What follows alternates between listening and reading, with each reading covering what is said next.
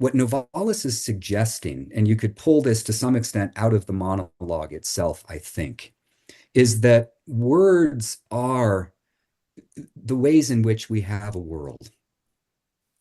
There's a line in Erich Heller, that great Germanist from Northwestern who died some decades ago, and I'm going to paraphrase it somewhat badly, but it runs something like, "Be careful what you say about the world. It is that way." There's a great line in The Disciples at Sais where Novalis suggests that one of the tasks is to see even something like a mountain no longer as an it, but as a you. To see the world as having a certain kind of personality, a spiritual dimension to it. And if Novalis is right, the answer to the question, well, how do you get that, is in part by talking about the world differently, addressing things differently, right? So a final way of thinking about the magic and magical idealism is to say, if we grant that the world is partly a function of how we see it and take up with it, then maybe we should also be poetizing it in ways that enrich our experience of it. And that looks like magic too, right? I mean, if you can start to talk about a mountain in a way that changes your relationship to it, it's not just that what changes is in your head, right? I mean, you could argue that that's one way of thinking about it. But if you are substantially changing the way that you're thinking about something and experiencing it, that doesn't leave the object that you're thinking about or experiencing unchanged either. With altered modes of attention, the reality ostensibly outside of you alters as well.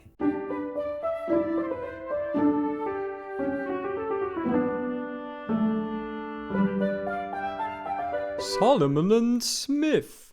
Welcome to Solomon and Smith.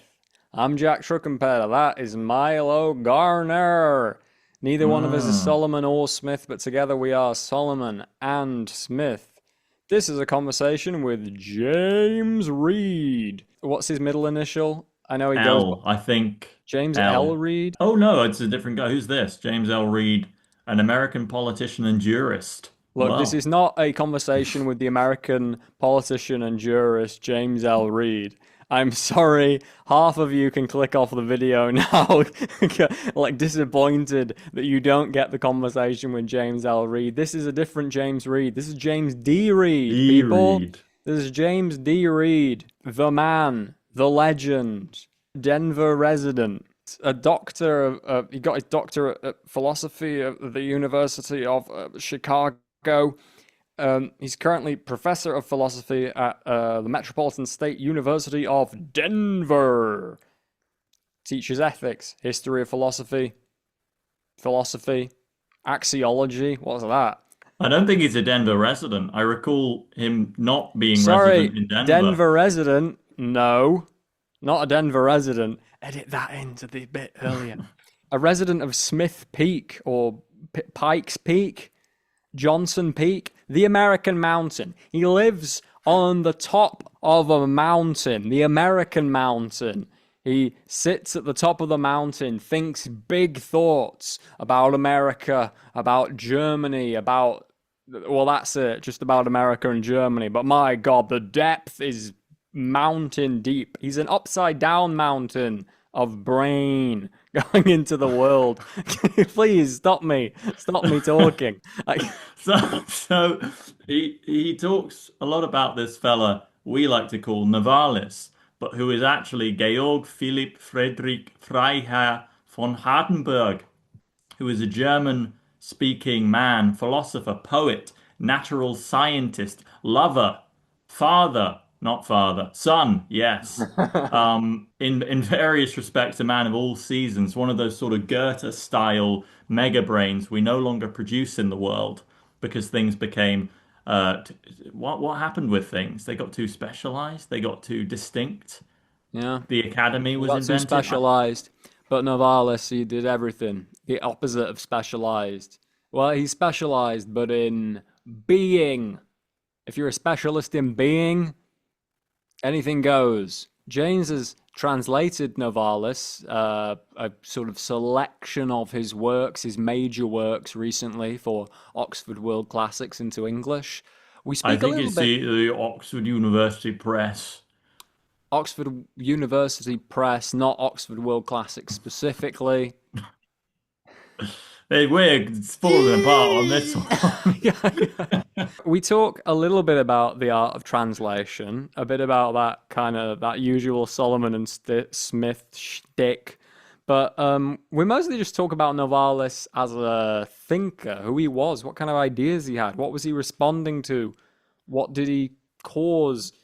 We talk a lot about the influence of Kant, not only on Novalis, but on the whole of German Romanticism. Novalis had an idea, or rather his ideas are grouped into a term called magical idealism. We sort of get into what is that? Was Novalis a magician? Did he have magical abilities? Could he move mountains like Pike's Peak with his mind? We talk about Novalis's major contribution to lyric poetry, the hymns to the night, the hymns of the night, Hymnen an die Nacht. James, nice guy. I really like James. Great guy to be around. It's nice to hang around with James. You can just put this episode on to feel like you're hanging out with James. It's a good feeling.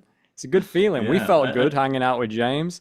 a Great great pair of glasses. glasses. Yeah, Yeah, wait for these we to get come to- up on your screen. This is Yeah, wait for these glasses. They're gonna make you smile. You're gonna feel good about what you're about to see right now. yeah, the guys listening to this in podcast form on some bedeviled application, you are missing out on Yeah. this eyewear. Please like this video. Subscribe to the channel if you're not subscribed already. Leave a comment. What is the best pen name? Is Novalis the best pen name? Yeah, best ever literary pen name.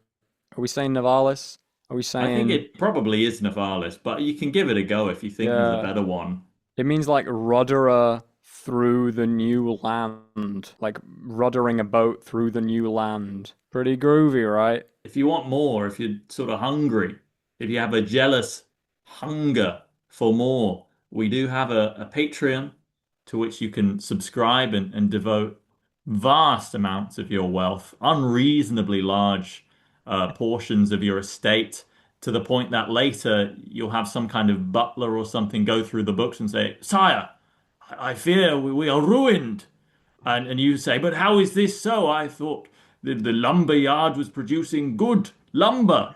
And the butler says, "Ah, but you have been devoting such large portions of the estate to these who are these Solomon and Smith fellows." And you will say, "Ah, but it was nobly done." Then you will, you fall into bankruptcy, and there's a whole second half where you're just miserable and wretched. But that could be your future. So we've got a Patreon just down there in the description. Give that a little click and get devoting. Enjoy. James D. Reid, everyone. There he is. There we go. Oh, nice glasses. Goodness me. Well, thank you. What an Yeah, entrance. I'm a bit of a glasses aficionado. I hate to We admit. can tell. You don't need to tell us. Yeah, I've got these. That's all I've got at the moment, but I quite like them. I quite like the tone. Yeah. Denver, Colorado. Our first man based in Denver, Colorado. Yeah. Goodness me, Well, city of dreams and joy. So technically, so I teach in Denver at the Metropolitan State University up there, but I live about 75 miles south in Is that a a mountainous zone? It is. I mean, it's technically, we're at the base of the foothills in a town called Manitou Springs. Perhaps most famous for being at the base of Pikes Peak. I think it's been nicknamed America's Mountain. There have been songs written about it. So it's a delightful place to inhabit the world. Have you climbed America's Mountain? Do you I climb have- American Mountain, singing the I national have. anthem? I have done so, yes. Climbing would probably be stretching it. They constructed a trail some decades ago now. Don't ask me for the specific date, but they've constructed a trail called the Bar Trail. It's about a 13.1, 13.2 mile trek up. And so there is actually a what they call the Pikes Peak Marathon, if you were into that sort of thing. Up I and am not. down. Oh my goodness me. Yes, Yeah. it brings elite endurance athletes into my neck of the woods once a year in August. They have a half marathon where you just get to the top and then somebody takes you down. There's also a Pikes Peak Highway that allows you to drive up to the top of the mountain as well. Would be But a for the good Solomon truly, and Smith special. It you does. know, yeah, right. Yeah. No, it's a nice place to be. We are within easy walking distance of a number of really great trails if you're into mountain biking, hiking. So the only downside is it means that in certain trafficy conditions, my commute is about 2 hours each way. Hmm. But, Yeah. it's an academic position, so I won't complain. It essentially means I have to go up twice a week. Yeah. You could try and get them to sort of ferry the students to you on some sort of I large mean, bus. that would be interesting. I don't know that I want students in my space, I but see. Yeah. Well, that would you solve meet them at the top of Pikes Peak, and if we did that, yes. Yeah. no, I've been looking at Denver on sort of Google Maps to sort of prepare Mm-hmm. myself mentally. I'm just astonished by these gridded streets. I don't understand Yeah. how Americans don't all contract sort of schizophrenia in these insanely gridded cities. It I mean, is unusual. Yeah. yeah. Yep. And I like that the zoo is right next to the golf course. That's a funny Mm. little what a genius. Do the I penguins get hit by projectiles? I've heard rumors, perhaps, yes. We actually have a zoo down here in Manitou Springs that is in the foothills itself, Goodness and me, it's yeah. really it's really quite delightful. Yeah. No, it looks pretty. It looks pretty down there. If the political conditions improve in Uh, that neck of the well, woods, oh goodness me. well, I don't. If Yeah, Canada or Mexico finally conquer the United States, turn it I into a I communist would utopia, everyone welcome. holding hands, singing campfire songs. Oh, yeah. Well, I don't see anything like that happening anytime soon, You sadly. never know. You can Well, never no. rule it out. Have, Yeah, and I have, like. have, Go yeah, on. go ahead. Sorry, Jack. I was just going to talk about the fauna, these Hmm. these bears, these beavers, these gophers. Oh man, I could look at these fellas all day. Yeah. Not Yeah, not we have mountain lions. I've never run into one. I've heard that the statistical probability is extremely low. mm, They're very skittish. They come out at certain times of day simply to look for prey. So I know people who've been in the state for half a century now and are avid hikers and have never seen a mountain lion in the wild. yeah. Yeah, we have lynxes here, the minute, the Pokemon Mhm. devolution version of mountain lions, like all Yeah. European fauna. It's Uh-huh. like Right. it's the Pikachu to the American Raichu. I don't know if you understand this reference. Slightly, yes. Okay. Okay. So Um, have one of the two of you been to the States yet, or when I no? was 14, I went to the East Coast, Okay. because European enough, I wouldn't just Yes. turn You to felt at dust. home. Yes, exactly. And New York, Philadelphia, and Washington, D.C. Mm-hmm. Washington, D.C., especially soothing because of the low buildings, the low Yes. heights of buildings. Like, Yeah, that's right. ooh, yeah. You could relate to Yeah. that. Yeah. And Milo, what about you? yeah, I had my brain zapped by New York, and I'm glad it can still do this because I imagine in the 1920s, a European coming from our sort of hovel continent appearing in skyscrapered New York would be like brain explosion. How is this possible? Yes. But today I Almost thought, well, certainly. all cities are skyscrapered, and I live in London, so Mhm. heading to New York, my brain will be intact. Very wrong. Very Yes. wrong. It did indeed explode multiple times. And besides that, I've also been up and down California, which is a very Mhm. different neck of the woods. Yeah. But, appropriate that the European Mhm. man goes to the east and west extremes and, calls it Yes. a day. But I hear That there sounds are, reasonable. many things in between.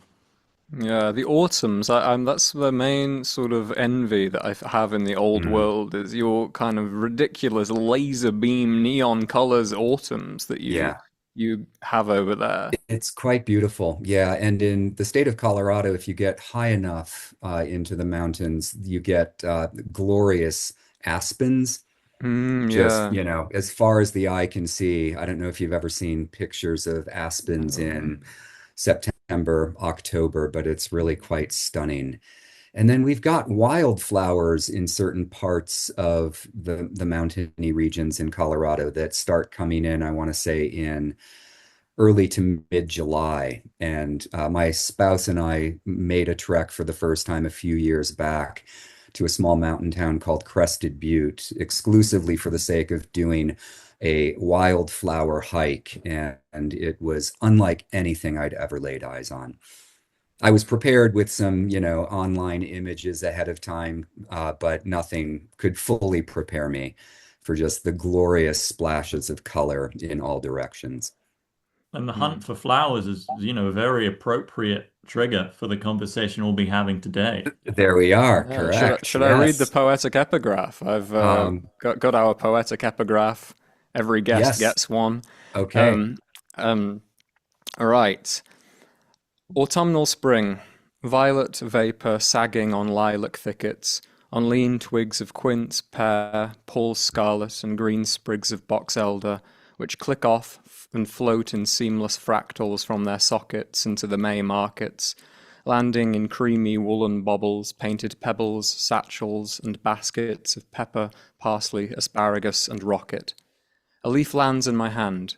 I carry it a while, then set it down under a galaxy of marzipan in the womb of a tree on the concrete campus of the university.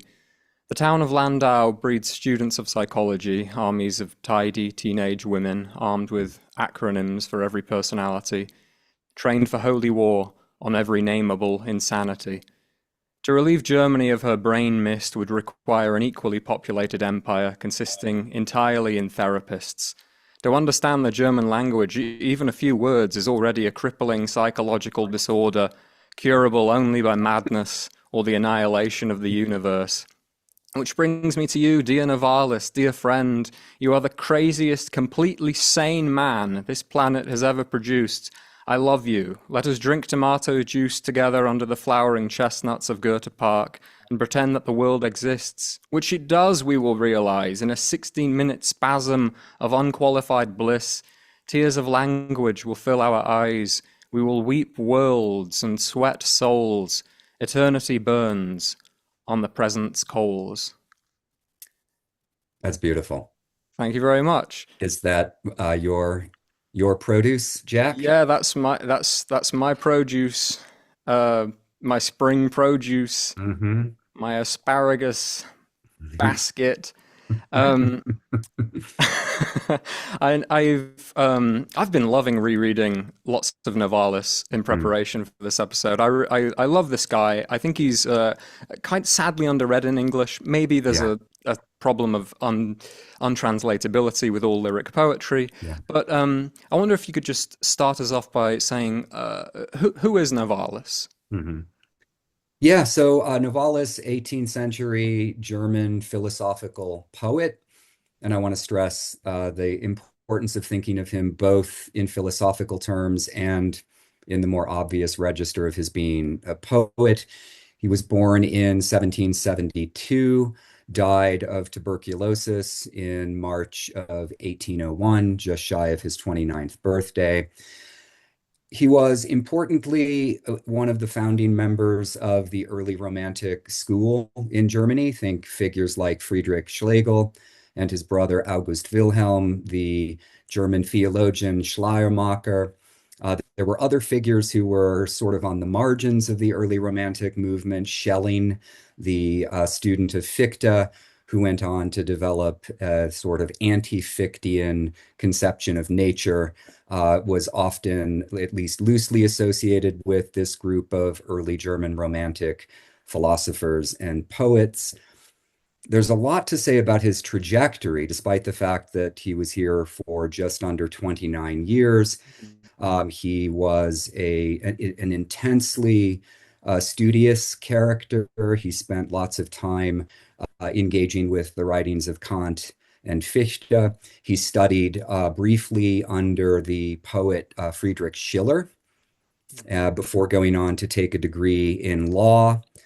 He ended up not practicing law, instead preferring to study at the time prestigious Freiberg Mining Academy, which was the place to go if you wanted to learn something about Newtonian physics, if you wanted to study the emerging antiphlogistic chemistry that was just getting imported into Germany from France. Think people like Lavoisier. It was also the place to get a thorough grounding in the mathematical sciences. So Novalis had studied calculus, both ordinary and differential. So quite a polymath, right? He had interests in philosophy more narrowly construed. He is arguably the Romantic movement's most important lyric poet. He left behind two unfinished but highly polished novels, the so-called Disciples at Sais, really quirky, if you read it, quirky attempt to make sense of the natural world from a variety of different points of view. Perhaps more famously, the unfinished novel Heinrich von Ofterdingen, which is where we get that image of the blue flower that has been associated with Novalis's name for the last couple of centuries. He also left behind extensive notebooks on the hard sciences proper, the so-called Freiberg natural scientific studies, in which he's wrestling with some of the more cutting edge problems of the day. He's thinking about the nature of biological systems, how to think about the relationship between organic systems and the more mechanical way of thinking about nature that we associate with figures like Newton. So in any event, that's a lot, but there's almost nothing that was important intellectually in the last decade or so of the 18th century that Novalis was not somewhat engaged with. And you describe him as a sort of 18th century creator of memes. This is what he's known Yeah. as today. And I wonder Yeah. exactly what do you mean by that, and what would be some examples of his memes? Yeah, all I mean by that really is that, of course, he's perhaps better known than he should be as an aphorist of sorts. Hmm. And that's for a couple of reasons, one of which is that the Romantic movement had a certain predilection for the fragment, right? By which they meant, in a rather technical sense, a pithy way of capturing some idea that is meant to open on to larger vistas, that's meant also to interact with other fragments. And so Novalis contributed some of his own fragments in that technical sense, right? His first philosophical publication came out in 1798 called Blütenstaub, pollen or grains of pollen, and it consisted of some 120, 125 fragments or aphorisms. Also, most of the surviving material that's come down to us consists largely of like notebook entries that have a kind of fragmentary character. Anyway, my point here is that if we think of Novalis as someone who could only do that sort of thing, I think we get a one-sided impression of what he was able to do. He was also capable of the more extended essay. There's a lot of evidence that if he had lived longer, he might have actually written a more comprehensive system of philosophy, probably not one that would rank well alongside that of Hegel, but certainly the idea that he was just interested in these little pithy aphoristic statements, I think, isn't quite right. So that's all I meant by a creator of memes. So a couple of examples would be poetry is the hero of philosophy. Or if we want to draw from the first published collection of fragments, Pollen, we are on a mission. Our task is the education of the earth.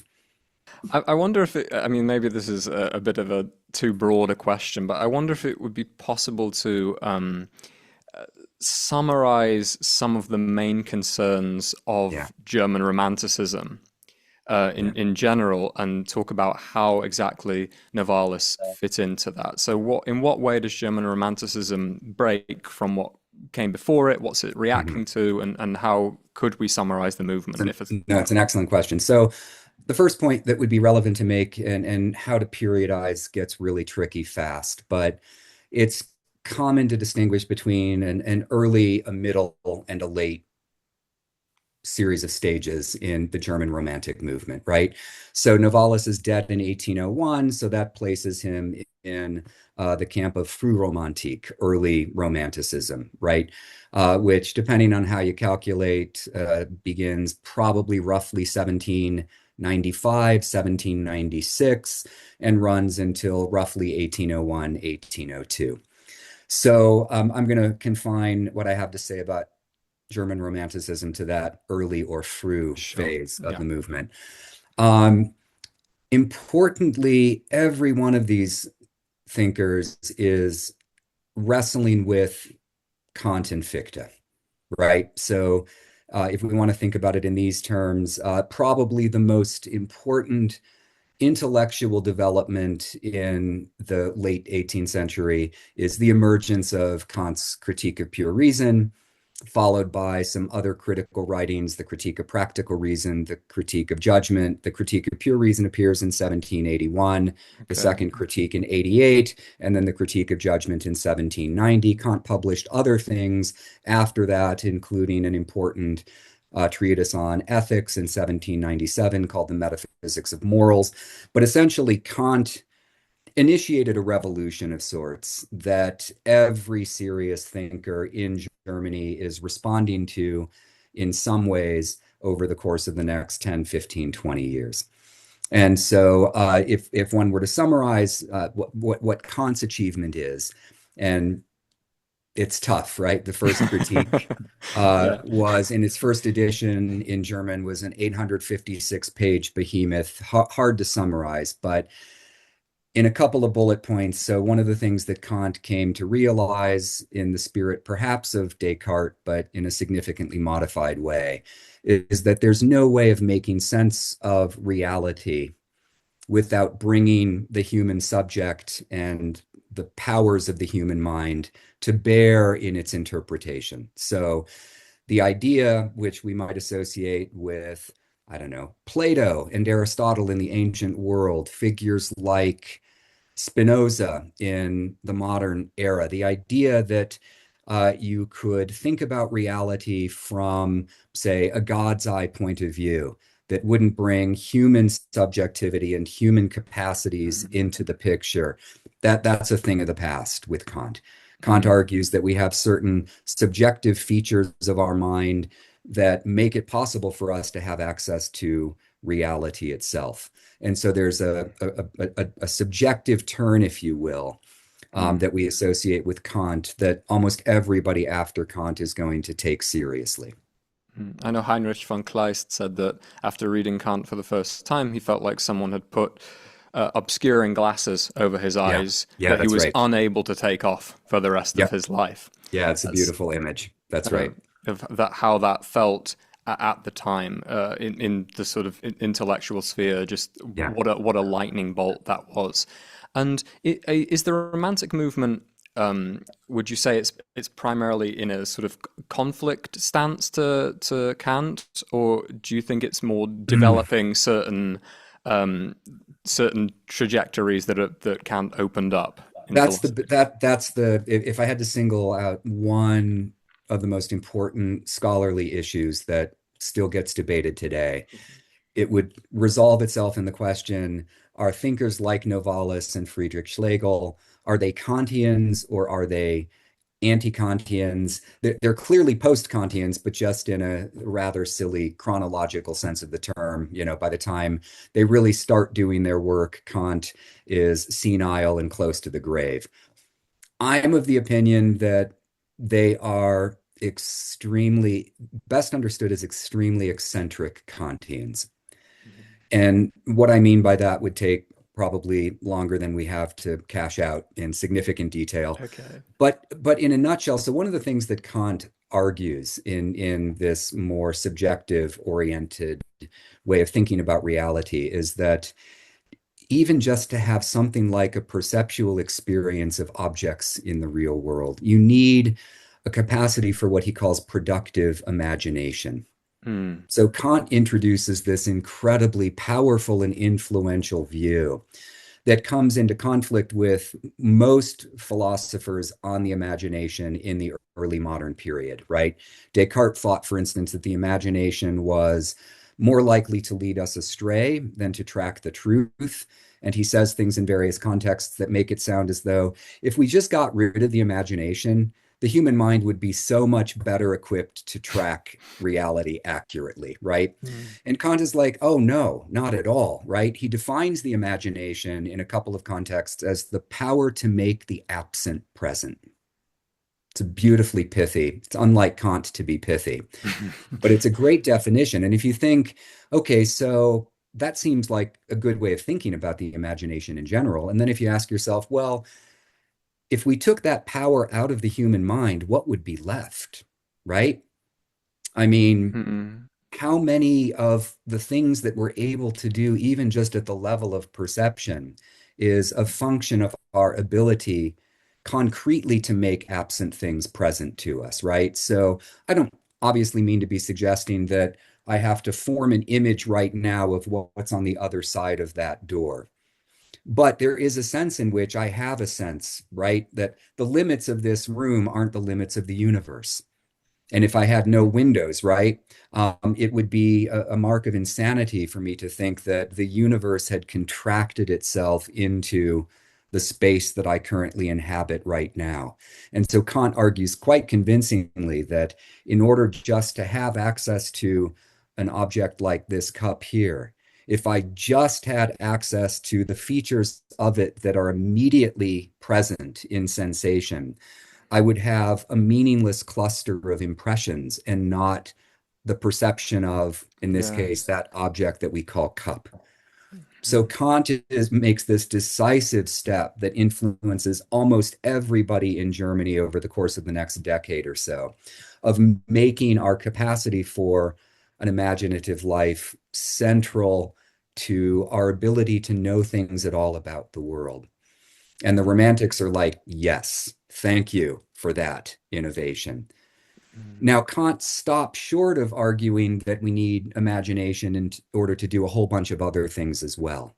And that's where the Romantics are going to step in and say, great, Kant got some things right at the level of perception, but he doesn't understand that we need the imagination for a whole bunch of other reasons as well. So just to give you a couple of examples, Kant very famously denies that the sciences, and by the sciences he has Newton's Principia primarily in mind, right? He denies that there is anything like what he calls scientific genius. And so science, right, it may be the case that we need the imagination to get oriented in the perceptual world, but science for Kant is not an imaginative achievement. And the Romantics are like, oh, yeah, it absolutely is, right? Because what Newton is doing is making absent things present, establishing connections between things that are not obviously connected in our everyday perceptual life. Kant's argument is that, well, except that once Newton has solved the problems, all of his steps can be rigorously and logically worked out in a sequence. We don't need any sorts of imaginative leaps. But the Romantics are going to say, okay, fine. Maybe once Newton systematizes his view, the imagination doesn't seem to be playing any role. But how did he come up with a certain way of thinking about gravitational attraction in the first place before he went on to construct the mathematics that enabled him to work it out? So first point, the Romantics are going to argue without the imagination, science disappears, for instance. Clearly, without the imagination, works of art go away. And Kant is perfectly happy to grant that much. In the critique of the power of judgment, that third critique I mentioned a moment ago, Kant talks at length about the nature of art and the creation of it. And he's pretty clear that that requires genius, that requires a robust imagination. But that's pretty much it for Kant. And then if we move one last point very quickly, if we ask ourselves, okay, is the imagination important in the moral life and in our political lives? Kant is going to argue once again, oh no, All we need in order to live a moral life adequately is the ability to reason, the ability to, ask ourselves the sometimes difficult questions about what our duties and responsibilities are. And then once we've reasoned, and he seems to think we can do so infallibly, once we've reasoned infallibly towards a course of action, the only other thing we need is freedom to act upon the principles that we've decided are morally valuable. So for Kant, reason and freedom, that's it. If we've got a capacity to think things through, and we've got the freedom to act upon the rational insights that open up to us, that's essentially it. And the Romantics are far more persuaded by the idea that we need things like emotions, and that we need a robust capacity to, again, make absent things present, to engage the imagination, in short, in order to get morally oriented towards the world. Where does Fichte come into this picture? As Yep. far as I understand it, if Kant is an idealist, Fichte is a more extreme idealist, further from the world, further from Exactly right. nature. Yeah, no. So the other extreme, the most important figure after Kant between roughly mid 1780s and 1800 is Fichte, full stop. Fichte was hired at the University of Jena in 1794. He was the successor to a guy named Reinhold, who isn't much read these days, except in the context of trying to figure out roughly how we get from Kant to Hegel, let's say. But Fichte was hired in 1794. He occupied the position for about a half a decade. He was essentially fired in 1799 on charges of atheism. That's a whole nother story. Okay. But Fichte is probably the most important reviser of Kantian philosophy between 1790 and 1800. And you're absolutely right, Milo, that one of the innovations, tell me if I get into the weeds a bit too much, because I'm happy to pull back a bit too. One of the sticking points for most of Kant's successors in the 1790s, Kant argued that we have subjective capacities that help us decide what's real and what's not. But then he also argued that in order to make sense of this subjective standpoint, if you will, that structures reality for us, we still have to assume or postulate or posit the existence of what we might call a world behind the scenes of what we can perceive, right? Kant called it the world of things in themselves. So the world of the Ding an sich, right? The thing in itself, independent of my capacity to perceive it or to think about it, right? So that's basically Kant remaining committed to the idea that reality isn't entirely subjective. There's a subjective dimension to our capacity to know it, but we still need to hold on to the idea that beyond our ability to perceive things, there are things themselves that we have no access to, right? Because if we could as soon as we can access a thing, it's no longer in itself, it's for us, if that distinction makes sense. Does that make sense? So Yeah. like right now, I can hold this up and we can all meet me immediately because I'm physically in its proximity, you through cyberspace. As soon as we start perceiving something, it's no longer an intrinsic reality. It's now something that's showing up for you and for me. And it's showing up means that it's lost its status of being an independent thing, It's right? interesting. So the more something is perceived, the more something is subject to sense perception, the less of a Exactly. certain kind of reality it has. That's correct. Now, Kant thinks that it's perfectly objective for us, right? This isn't like, in his own estimation, it's not a pernicious kind of subjectivism, right? Because I can hold this up, and if I ask, well, you two, what are we looking at right now? If you say, I think it's a sponge, you're either jesting with me or there might be something wrong with your brain. So Kant's going to say we have as much objectivity as we need in, let's call it a kind of intersubjective agreement, right? Like this is an object. What color is it? Green. It's green. I'm okay with that. If we've got color blindness issues, maybe, we're not going to agree, but it's still objective, right?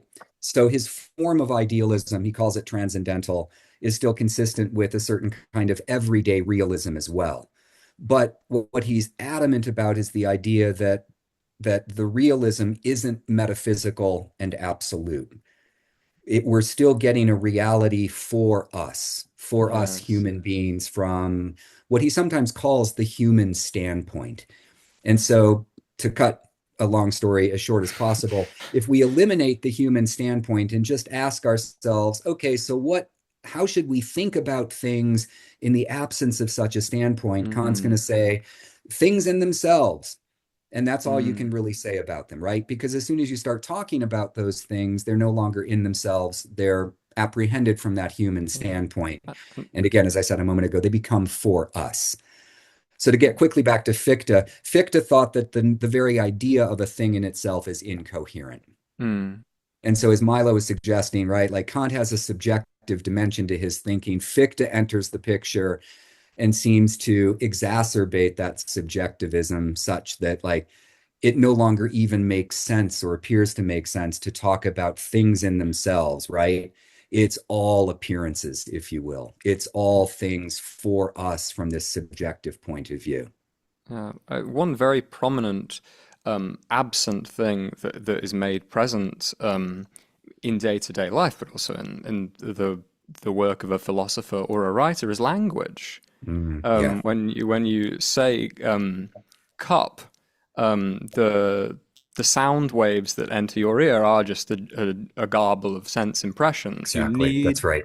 You need an imaginative faculty or a certain kind of categorizing faculty, which I think is in some ways analogous to the imaginative one, in order to understand what I'm talking about by That's right. cup. And also Yeah, to understand that I mean cup and not the color green or any of the yeah. other things I might be referring to while I'm That's pointing to right. that object. That's right. Um, so let's get on to how Novalis encounters some of these thinkers, Yeah. specifically sort of Kant and Fichte. Um, this extraordinary kind of polymath Renaissance man mind that Novalis was this something sort of developed through childhood? Was he getting an exposure to these thinkers through his education? I think that's right. He had, what we would describe as a pretty privileged upbringing with access to tutors. He was learning languages as a fairly young man and was exposed to Shakespeare when he was still somewhat young. Some of his juvenilia have survived. I translate them in Yeah. the philosophical, literary, and poetic writings. He's 15 or 16 years of age. He's sketching out. He doesn't get very far. He's already a young man with Yes. lots of ambitions that never really work themselves out in any sort of complete way. But he's already envisioning at 15 or 16 years of age the writing of a history of ancient Greek philosophy. So yeah, I think that's got to be right. He definitely had solid educational foundations laid when he was quite young, and then of course he had access to college, as I said, studied law, went on to study the hard sciences at the Freiberg Mining Academy. But yeah, you're right to say, Jack, that a lot of this developed fairly early in Novalis's life. Yeah. Yeah, worth saying as well that we've yet to mention that Novalis is a pen name, probably the most Yeah. beautiful pen name in human history. I think it's and he has an aristocratic name with a von in Yeah. it. He's Yeah. Friedrich Yep. von Hardenberg. Yep. Um, That's right. just thought I should say that in case we. Yeah, no, that's Yeah, helpful. No, I yeah. appreciate that. In fact, there's a whole debate about how we should refer to him when we write Mm, about him. And I'm a little on the fence. I mean, I think it sounds strange to refer to him repeatedly as Hardenberg. But an English scholar, English language scholar by the name of O'Brien, wrote a book, Signs of Revolution, in which he argues somewhat convincingly that we should just stop calling him Novalis. And there are reasons for that that have to do with the first publication of his collected writings in 1802, and this sort of mythical mhm. character called Novalis, who dominated his philosophical and literary reception for the better part of the next century or more. And O'Brien wisely notes that actually he only gave himself the pen name on a couple of occasions. And when he's, just taking down notebook entries on, the chemistry of the day or reflecting upon Kantian or Fichtean philosophy, criticizing it, and so on and so forth, maybe we should just continue to talk about him as Hardenberg rather than as Novalis. In part, again, because Novalis carries connotations of, a mystical, death-obsessed, Sure. world-weary, otherworldly kind of saintly religious figure, too good for this world, not a very robust philosophical head, and so on and so forth. Sure, yeah. Like, And is there yeah. any sense that he played into Novalis when writing as Novalis? I think to I Kierkegaard don't, and all the characters he inhabits, or yeah. is it just a I'm being anonymous, here's a name to refer to me as? I don't think, I mean, I don't think he meant to play with it in the way that Kierkegaard, for instance, does in his own pseudonymous authorship. In fact, he published Faith and Love, that really quirky political tract in 1798, also with the name Novalis. And it was so controversial. In fact, the newly installed king, Friedrich Wilhelm III, got wind of it and was not so impressed with it. There was concerns that maybe Hardenberg would find himself censored. And so his friends were like, hey, maybe for a while you should stop using that pen name Hmm. because it would be helpful to Okay. like dissociate yourself from this emerging controversial figure who's irritating the powers that be. Hmm.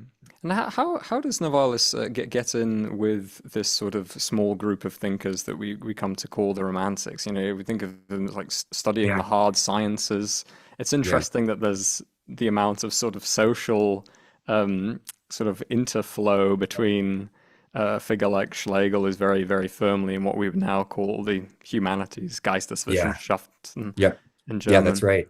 Yeah. Yeah, he met Friedrich Schlegel in 1791, and they became instant friends, and spent time together in various parts and embarked upon a fairly extensive correspondence.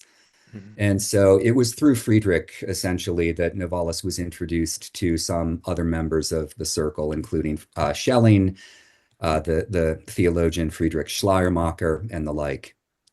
Mhm. Yeah, and Novalis sort of seems, at least in relationship to these other thinkers, to be someone like slightly on the edge, or sort of like both socially and Yeah. also in terms of the kind of writing, the kind of yeah, the kind of writing he's producing just seems very, very interesting and unique and Mhm. strange. I wonder if you could say some of the ways that Novalis really is different from his Yeah. contemporaries, some of the ways he's unique. I agree with that, Jack. So, one thing that is unique about him is just the number of things that he's interested in. I mean, they were all polymathic in certain respects. Schelling, of course, right, is interested in Kantian and Fichtean philosophy. He's also engaging with the hard sciences as he tries to develop his own ultimately anti-Fichtean theory of nature. He ends up in the 19th century giving lectures on fine art. But Novalis is really one of the first persons in this circle to try to do all the things, if you will, right? To engage as much as time allowed with the writings of Kant and Fichte, to study the hard sciences. I will say this: I mean, I like Schelling, but Schelling had an advantage, or Hardenberg had an advantage over Schelling in actually really doing the hard work of engaging with the physics and the chemistry of his day. Mm, Schelling is more famous for developing a natural philosophy, partly just because he was publishing when Novalis was already, pining away, as Hegel once said, in consumption and about ready to die. But he was unique among members of this circle for having what we might today describe as a real scientific education. So there's that part of it. No one's writing poetry like the Hymnen an die Nacht. Mhm. There are figures dabbling in poetry. Schlegel writes poems occasionally. Of course, he wrote a scandalous novel called Lucinda that he published in 1799. But I think, and of course, I have my biases. I will say that my license plate is Novalis. So that tells you a little bit about my commitment to this character.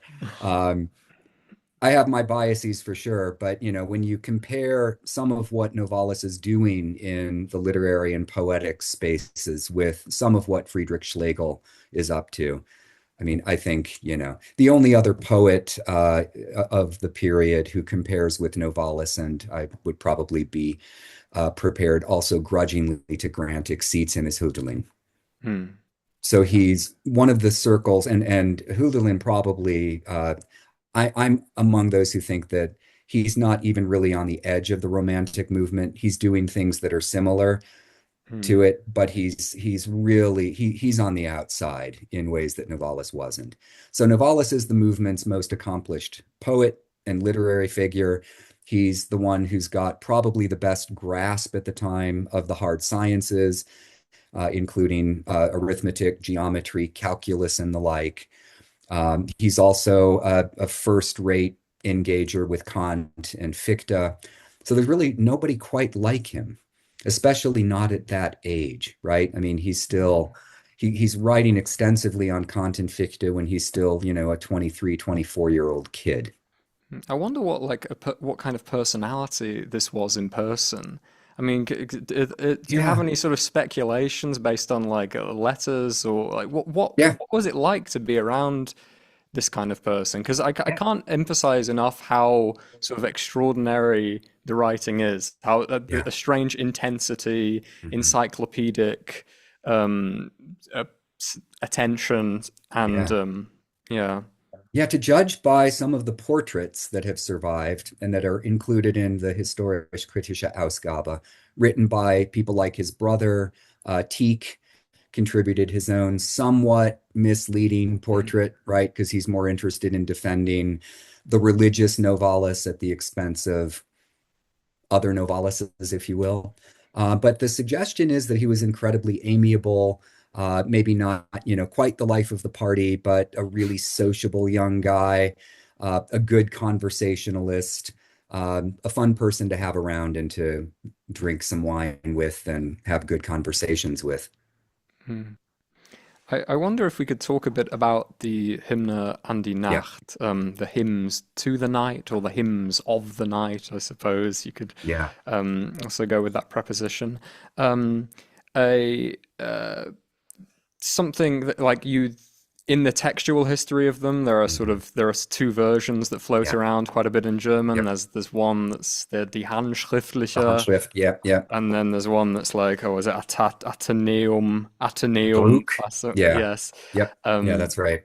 and yeah, just talk a bit about where did this text come from in particular, and yeah, what is it? What are the hymns to Yeah, the so night? so the Handschrift was just a part of Novalis's literary remains. The Athenaeum version was published again with the name or under the name Novalis in 1800. And so the published version has been available to scholars for the better part of the last, what, 225, Yeah. 226 years.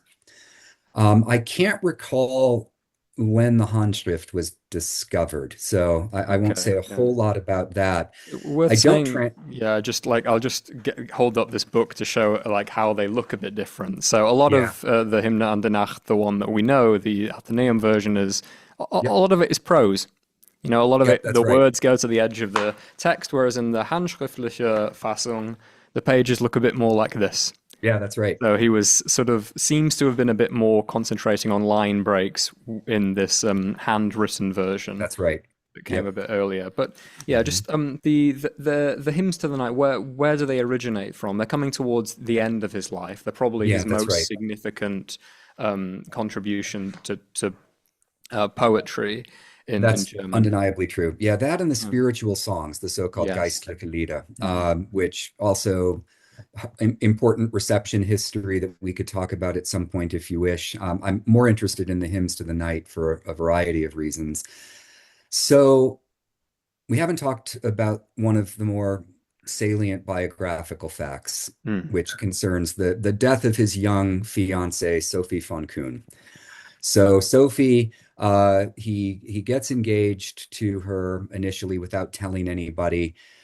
She's a teenager, right? He's slightly older. This sounds a lot creepier in 2026 than it apparently would have in the context of the 1790s. But Sophie was a mature teenager who dies in the spring of 1797, also of tuberculosis. And Novalis is, I think it's fair to say, is devastated, looked forward to the wedding, has lots of interesting thoughts about love and marriage, both philosophical, ethical, political, and the like. And so this was clearly a traumatic event that disrupted his life on a number of levels for a while. And shortly after her death, he visits her grave and then writes down what became the third hymn in a journal. Very short, right? And it's essentially a meditation on his experience at Sophie's grave. And so this is 1797, right? So note that we're still 3 years away from the published six poem cycle that he brings out under the name Novalis in 1800. So what happened between 1797, spring, April, roughly, of 1797 and 1800 is still somewhat of a mystery for a whole bunch of different reasons, right? Part of it having to do with he got re-engaged. So for those who think that like the death of Sophie just completely ruined him and he ended up longing for death and was mercifully reunited with Sophie in 1801 after he dies of tuberculosis, that can't be quite right. He's re-engaging with philosophical material. He's studying Fichte again in late 1797, spilling over into 1798. And then there's all of his work as a student of mining. He eventually became a director of mines. He was involved. I mean, he was hard at work, right? And so how we get from Sophie's death in 1797 to the hymns to the night in 1800, still a scholarly and historical question mark. I have nothing super insightful to contribute to that historical question.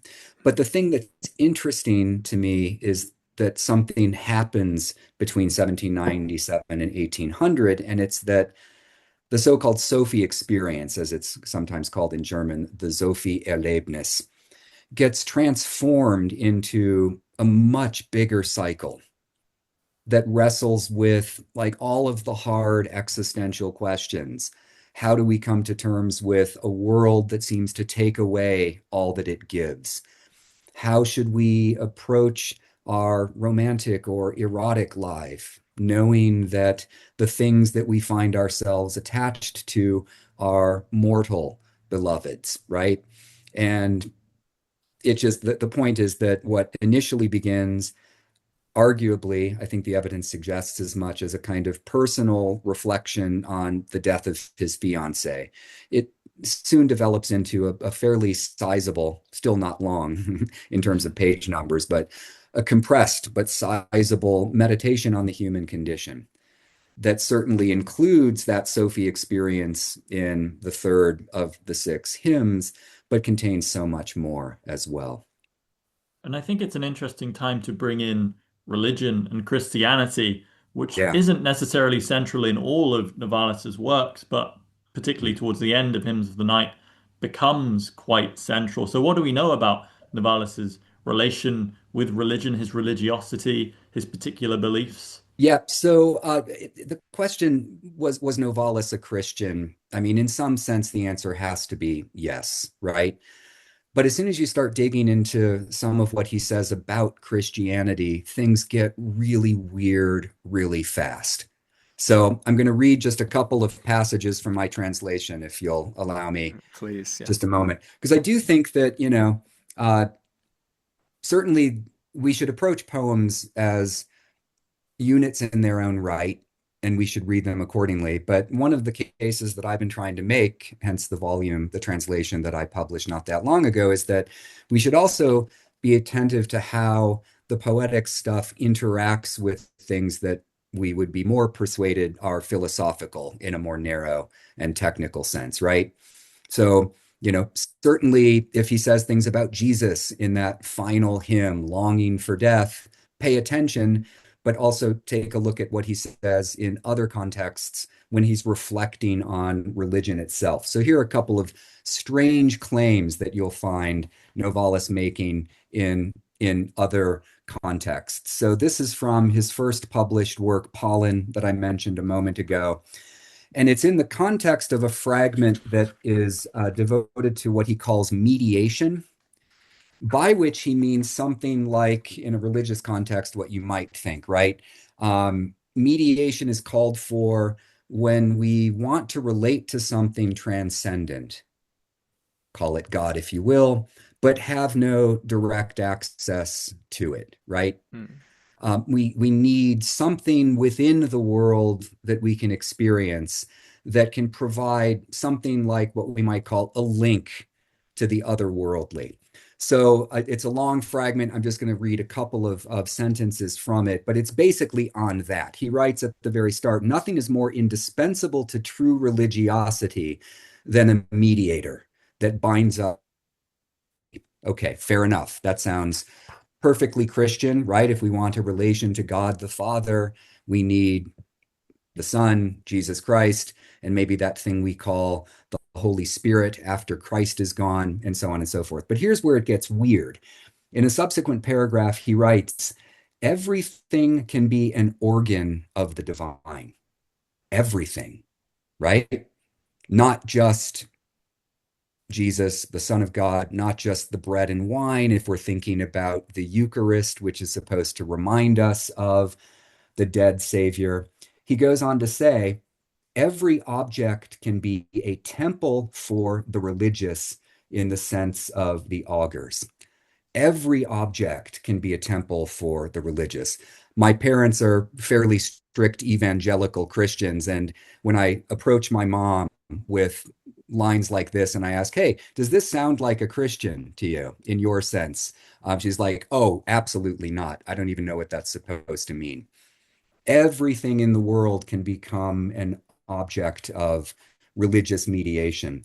A little bit later in that same collection, and this is one of those pithy, more meme-like phrases, in fragment 108, he writes, if the Spirit sanctifies, every genuine book is a Bible. So one of the things just worth mentioning in this context, some of the early Romantic thinkers, Novalis, Friedrich Schlegel, and the like, were interested in this idea that, okay, we've got an established Bible, but why just one? Maybe we should think of, a work like Goethe's Meister as a Bible of sorts on modern soil. Why not, right? We find this is in a set of reflections, marginalia really, on a collection of aphorisms by Friedrich Schlegel, his friend. This was 1799. Friedrich Schlegel's aphorisms are basically trying to get clear about the possibility of religion in modern times. What would it look like? What would its relationship be to conventional Christianity and the like?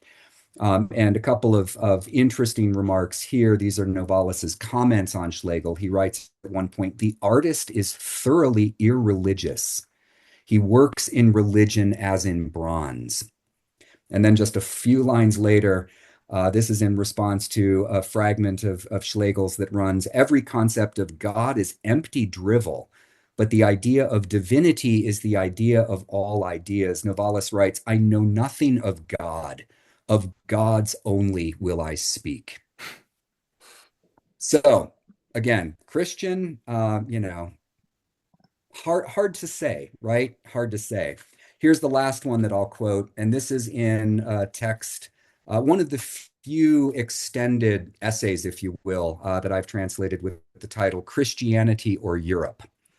This was that famous 1799 a treatise meant on its surface to defend some version of Christianity as a salutary force in the modern world on the assumption that, we're losing our sense of community, we're becoming perniciously individualistic, and so on and so forth. And so Novalis is apparently defending Christianity as an antidote to modern alienation and individualization and all of that jazz. So here's what he writes at the very end. We're just about 5 or 6 paragraphs towards the end of this ostensible defense of Christianity as a necessary force in the modern world. He writes, Christianity has 3 forms. One is the generative element of religion as joy in all religion. That's number 1. The love of religion as such, and not just religion, but all religion, right? Mind you. So if we put this again to a good Christian, hey, is it consistent with your Christianity that you love Islam? Oh, I mean, I love people who profess that religion, but don't ask me to love that religion because that would go against my commitment to that religion that I call Christianity. Another is mediation. So that goes back to the mediation talk from Pollen, fragment 73, as faith in the unlimited capacity of everything earthly to be the bread and wine of eternal life. Okay, so that goes back to that, Pikes Peak, that mountain I mentioned. That's a symbol of the divine for me, right? A third is faith in Christ. All right, there we are, finally. A third is faith in Christ, his mother, and the saints. And then this is where it just gets even weirder. Choose the one you want. Choose all 3. It makes no difference. You become Christians in this way and members of a single, eternal, ineffably happy community. Just St. Cuthbert. Yes, just convert, right? If for you that means, mountains are organs of the divine for me. I don't like that Jesus, Mary, and the saints. So that third form that you've mentioned, Novalis, let's keep that off the table. Funny to imagine someone just picking Mary as well. Right. Jesus, no. I don't want Jesus, but Mary. Okay, mom, that sounds great. Yeah. Right. So I'm of the opinion that, when we talk about Novalis's commitment to Christianity, we open up a whole can of worms, right? He certainly wasn't a modern American evangelical. That is that exactly much we right. can agree on. Yes. Much to my mother's chagrin. I say this on Mother's Day. Hopefully she won't watch this podcast, although I do have to tell her. I do have to tell her that it's coming eventually. But certainly, I having been raised by people of that stripe when I was a young person, I know of nobody who would read passages like that and say, yep, that sounds like good Christian orthodoxy to me. There's certain equivalents with other heterodox Christianities that are floating around Europe in this time. I'm more familiar with sort of the English Romantics, figures like William Blake, everything that lives is holy. Or indeed Samuel Taylor Coleridge, especially in his early poetry, when every sort of atom of nature is in a sense part of the biblical canon. And Wordsworth, before he revises the early prelude towards the end of his life and becomes much more religiously orthodox and conventional. Yeah, no, I agree. Yeah, and the coming back to the hymns, another thing that would be impossible to reconcile with Christianity is the sheer sort of eroticism of the dark. Yeah. The sheer eroticism of death and darkness and night. This is the meter that I think, or the sentiment that I think is unprecedented before Novalis in the hymns. We have poetry about longing for death, certainly before Novalis, but never with such kind of intense eroticism and longing. Some of it is like intense love poetry. But beautifully said. Yeah. But it's for the void. Right. For the abyss. Yeah, as you were saying that, Jack, I was thinking, there's Edward Young's Night Thoughts. And Novalis read them. There's some evidence that he was aware of what was going on. If you compare the hymns to the night with Night Thoughts, the Young is way more conventionally Christian. I mean, he's definitely, arguing for the importance of nocturnal phenomena, if you will, symbolizing death largely. Mm. But I think the Young poetry is far more conventionally Christian in its attitude. I mean, maybe I'm not being fair, but I haven't read Night Thoughts in quite some time. But I certainly don't get the same kind of, as you nicely put it, erotic tenor out of Young that is on almost every page of Novalis's hymns, for sure. Something I was reminded of on that point, and again, it lacks the erotic sentiment, but recently we've both been doing a lot of reading of sort of medieval English mystics and Mm-hmm. the symbols of day and night. And typically, and this Yeah, is what Novalis reacts to, day is the good and night is the benighted and the unknown and the fearful. that's And to right. flip it is interesting. But you get a character like Walter Mm, Hilton, for whom the day is the active lifestyle and as such is far from God. And to approach God, one must enter a night of mm, unknowingness. And we have the cloud of unknowing author who equally mm. advises his pupil travel into what you do not know, into what is supremely dark, in Yeah, order that a new day comes, the second day brighter than the first, because on that second day you've got somewhere. You finally yeah, arrived the place you couldn't be before. And it reminded me reading through the hymns in their order, because we do get a kind of synthesis towards yeah, the end, a mediation that allows the light to be the ultimate good after these passages that really praise night as superior to day. And so I know beautiful. Yeah, Novalis has an association with mysticism in general. But it's curious to see these sort of old school Catholic mystics mm, being channeled in a way by this guy, as we've spoken about, does not really fit into a Catholic mold, certainly, or any other yeah. traditional Christian shape. Yeah, that's really helpful, Milo. I haven't thought about it in the contexts of these medieval ways of thinking about day and night, but the way you just pitched it, I think that captures what Novalis is trying to do in this cycle extremely well. If you'll allow me just to plug a book that's coming out, hopefully in Please. August. I should get page proofs within the next couple of weeks, and if I can get through that and index, I don't even want to talk about indexing. I hate that work, but a book that I've been writing over the last 7 or 8 years called Novalis's Philosophical Fictions should be appearing with Oxford sometime in August or late August, early September. So I've got the last chapter of it is a sprawling 70, 75 page interpretation of just the hymns to the night.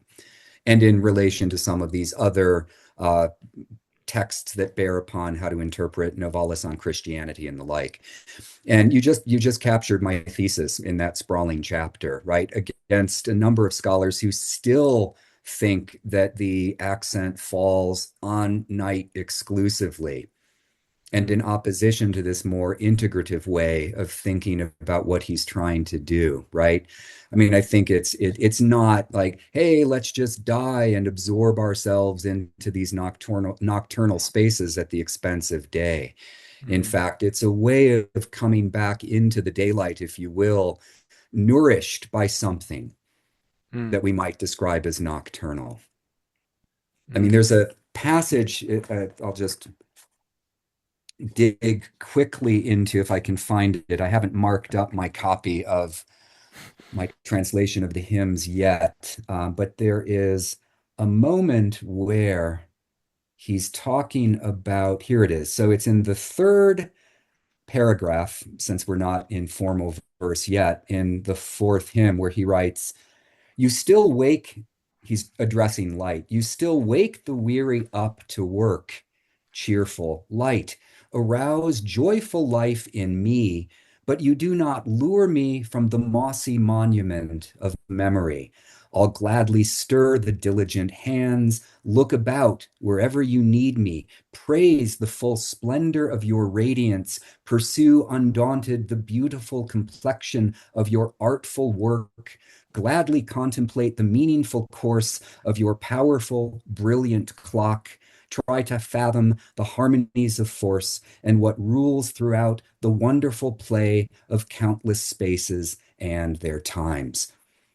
And then, of course, the next sentence is, hey, just in case, you think that now I'm in love with the light at the expense of night, but my heart in secret stays true to the night and her daughter, creative love.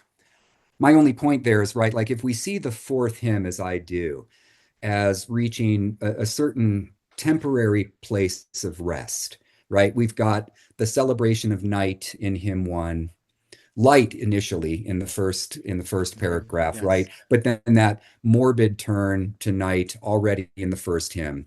So we have a certain kind of conflictual way of thinking about night day that opens up right out of the gate in the very first hymn. And then arguably over the course of the next three, the poetic eye is trying to sort out, what is due the night and what do I owe the day? And we reach, I think, a certain kind of reconciliation of the two in the fourth hymn that's never lost as we continue moving through the rest of the cycle, right? Of course, one of the big questions is, what's going on in the fifth?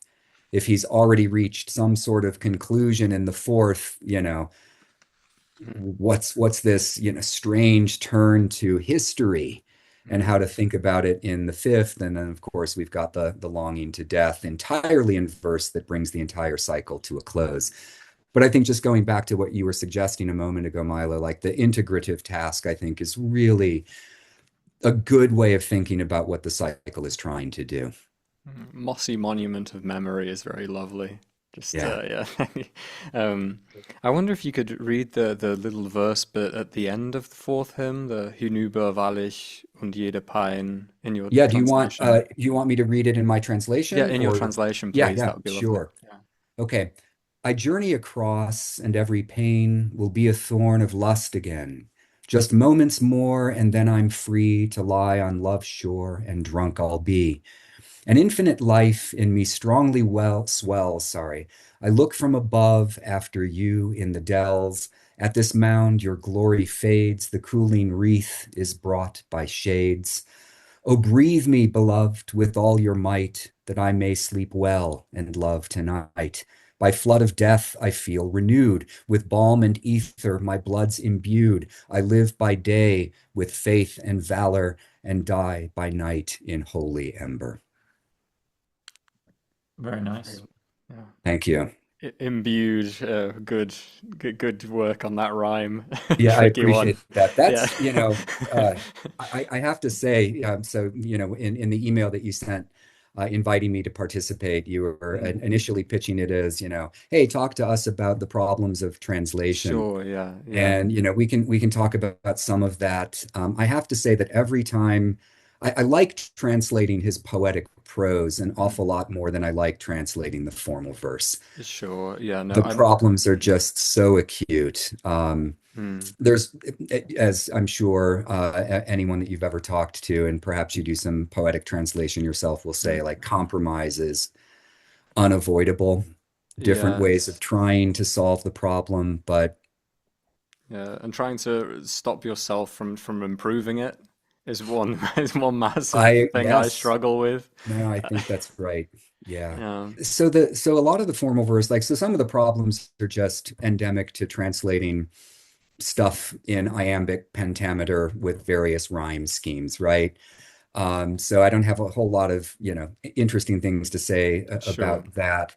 The question that you had put in the email about what, if anything, makes Novalis uniquely challenging. I was Yeah, thinking a little bit about that. I woke up at 2 o'clock in the morning for various reasons, and so I was thinking about how I might respond to that question. I think and a part of this goes back to what I was suggesting earlier about the tight interconnectedness between the poet and the philosopher in Novalis. So there's a view that I've been arguing against for about a decade, according to which Novalis gets started as a philosopher. He's reading Kant, he's reading Fichte, he's starting to engage in the hard sciences. Sophie dies, and then he just becomes a non-philosophical, death-obsessed lyric poet. And I think that's very few people today, I think, who are serious Novalis scholars would agree with that assessment. One of the consequences of that in my opinion, is that when you're reading a work like the Hymns to the Night, there's still philosophy going on in the poems, right? So there are two ways of thinking about Novalis stays a philosopher even after he loses his fiancée. One would be to say, oh, look, we still have notes on Fichte from 1798, for instance, or natural scientific studies from 1798 and 1799. But then there are these poems that we don't know what to do with, right? The other way of seeing Novalis as remaining philosophical throughout the rest of his life is to say, yeah, he is doing something that professional philosophers today can still recognize as philosophical, but he's also pursuing philosophy by other means. By which I mean, when you read the unfinished novels, when you read the Hymns to the Night, maybe even the spiritual songs, he's still wrestling with philosophical problems. So to go back to what that means in terms of additional translation problems, Sure. if you will, right? So for instance, if you come across the term Erscheinung or Vorstellung in one of the late poems, Yeah, how yeah. do you translate those terms, right? I'm of the opinion that the term Vorstellung usually translate, if we're talking about Kant and Fichte, as representation for various reasons. I'm of the opinion that Novalis is still wrestling, even in, say, the Hymns to the Night, with Kantian and Fichtean ways of thinking about representations and appearances. So if we look at the very first line of the very first hymn, to take one example, right? Yes, yeah, Wandererscheinungen, ne? Yeah. There it is. Yep. What living being endowed with sense does not love before all the wonderful appearances, Erscheinungen, of the space spread out around him, the all-pleasing light. So you could translate that as appearances, you could translate it as phenomena. That's not as problematic. But the point is that if you encountered Erscheinungen in one of the formal verses, I'm of the opinion that whatever else you do with that line, you'd better translate that word with appearances, because that's now the only way in which Anglophone scholars have been translating Kant's and Fichte's term into English. And so Sure, yeah. we want to acknowledge that Novalis's interest in the space of appearances, if you will, in some of his more philosophical writings, still coming into focus in the late lyric poetry as well. Right, And in the yeah. sixth hymn, you sort of reach the ultimate compromise in translating the finale twice. Was this a Yeah. difficult decision? Was this a sort of like, there's nothing else I can do here? Or was it very thought through, let's do one that rhymes and let's do one that doesn't? So that the short of it is that I had originally decided that it was just so important that I'm just going to give it unrhymed in an unrhymed and unmetered version. And so that was what I submitted to Oxford University Press. And then one of my readers, who turned out to be the Australian poet Luke Fisher, if you don't know about him, you should, really interesting guy, who's done work on philosophical romanticism. He wrote a very good book on Rilke and phenomenology, and is also an award-winning poet himself. So he basically wrote in what was initially an anonymous report. He's like, Reid cops out on that sixth hymn with his little unrhymed and unmetered version. So, go ahead, dude, if you want to include that one because you just think it's so important that you don't want to have to take liberties, fine. But, maybe also try your hand at reproducing the rhythm and rhyme scheme as well. Hmm. So, Yeah. and Sure. then of course I've got a footnote about this that you might have noticed on page 496. It's pretty clear to me that he is echoing the pattern of Schiller's The Gods of Greece, Yes. which is important because if you know anything about the Schiller poems, right? Schiller is way more convinced that, at least in that context, that Christianity is dead. Mhm. And so are the ancient Greek gods too, right? At Yeah. least And, for and us and today. the world in a way. I mean, And the yeah, yeah, world is yeah, yeah. dead too, right? Yeah, Like it's like the all sun is bad. just a fireball and Yes, that's yeah. right. Yeah. Yep, yep. And so I thought about it and I thought, for a whole bunch of reasons, but Hmm. partly just because If it is true that Novalis is responding to his former teacher's poem that embodies a certain formal set of qualities, I should give it a go too. Sure. Yeah. It's interesting to going back to some of the opening remarks on Kant and the invisible, the unrepresented part of the world, which Mhm. in a sense the night kind of stands for. Yeah. Um, Maybe one of the ways that German Romanticism and especially in its later iterations responds to this the unknowability of things as they are, Hmm. the frightening sort of unknowability of the unseen world, Yeah. the unexperienced, unsensed world, is to try and to try and sort of reach the unsensed through unusual means, some of them being Mm. poetry and art, Yeah. Yeah. um, in the same way that, as Milo was saying, a medieval mystic might Hmm. contemplate or meditate their way out of reason, out Hmm. of human perception, and to a sort of darkness in which they might be able to encounter God or the transcendent.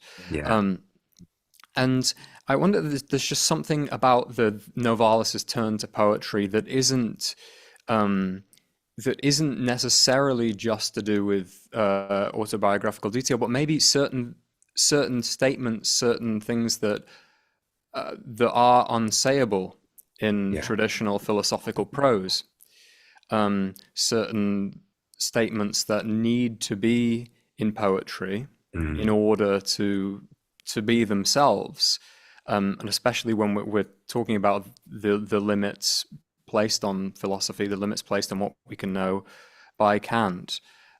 Yeah, I know. I think that's right. In fact, my sense, and this is probably pretty controversial, is that the hymns are actually among the most Kantian writings that Novalis jotted down. Could you explain why? Precisely because I think so. So if we go back to this, like what happens after Kant in thinkers like Fichte, right? To go back to Milo's point about, the subjectivism almost gone wild in Fichte, and precisely at the expense of this idea that we still need to retain the idea of things behind the scenes, in the dark, if you will, right? And so one way of thinking about this would be to say, and Kant would hate this, of course, because I don't think he would be in a position to grant that poetry is doing anything philosophically respectable at all. Hmm. But if Novalis is committed to the idea, and he says so explicitly in some of his notes, that we can't get rid of the idea of things in themselves. He's very clear about this. He agrees with Kant and against Fichte that the idea of a thing in itself is a necessary presupposition. It's called for basically because of the finite nature of the human intellect. Hmm. Novalis seems to think that if you get rid of the thing in itself, then you are in danger of confusing your own finite subjectivity with that of an infinite divine one. And so, one way of thinking about the hymns, right, this appeal to night as the dark soil or ground, if you will, out of which things show up, emerge, enter the sphere of light. That's a very Kantian, it's an un-Kantian poetic way of making what I take to be a rather Kantian point. Especially if we think of it not as the denial of the importance of light and that wonderful world of appearances that show up in the daylight, right? Then what we have in the Hymns to the Night is a rather quirky version of Kant's distinction between appearances and things in themselves.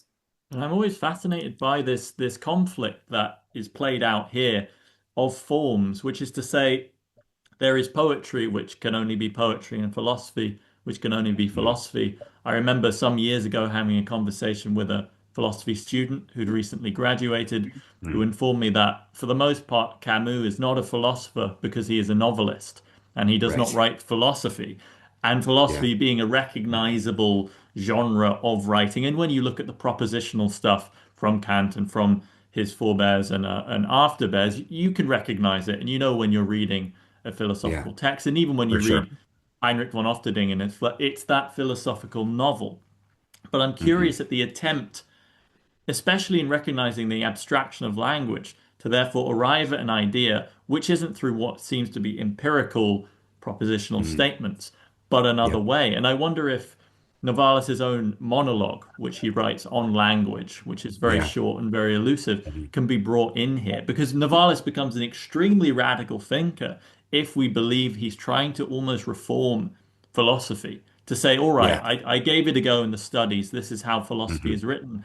But perhaps philosophy can be a novel, or perhaps even Yeah. better, philosophy can be a poem, because we go all the way back to Plato, and art Yep. is the ultimate enemy of philosophy. Art is Right. untrue unless it's some kind of cube or triangle or hexagon. He can accept Yep. that's okay, but anything Yeah. which isn't quite in the kind of polygonal realm is a risk and Mm-hmm. risks confusing us. But is Mm-hmm. can we categorize Novalis, especially through the lens of that monologue, as trying to rebuild philosophy as a form?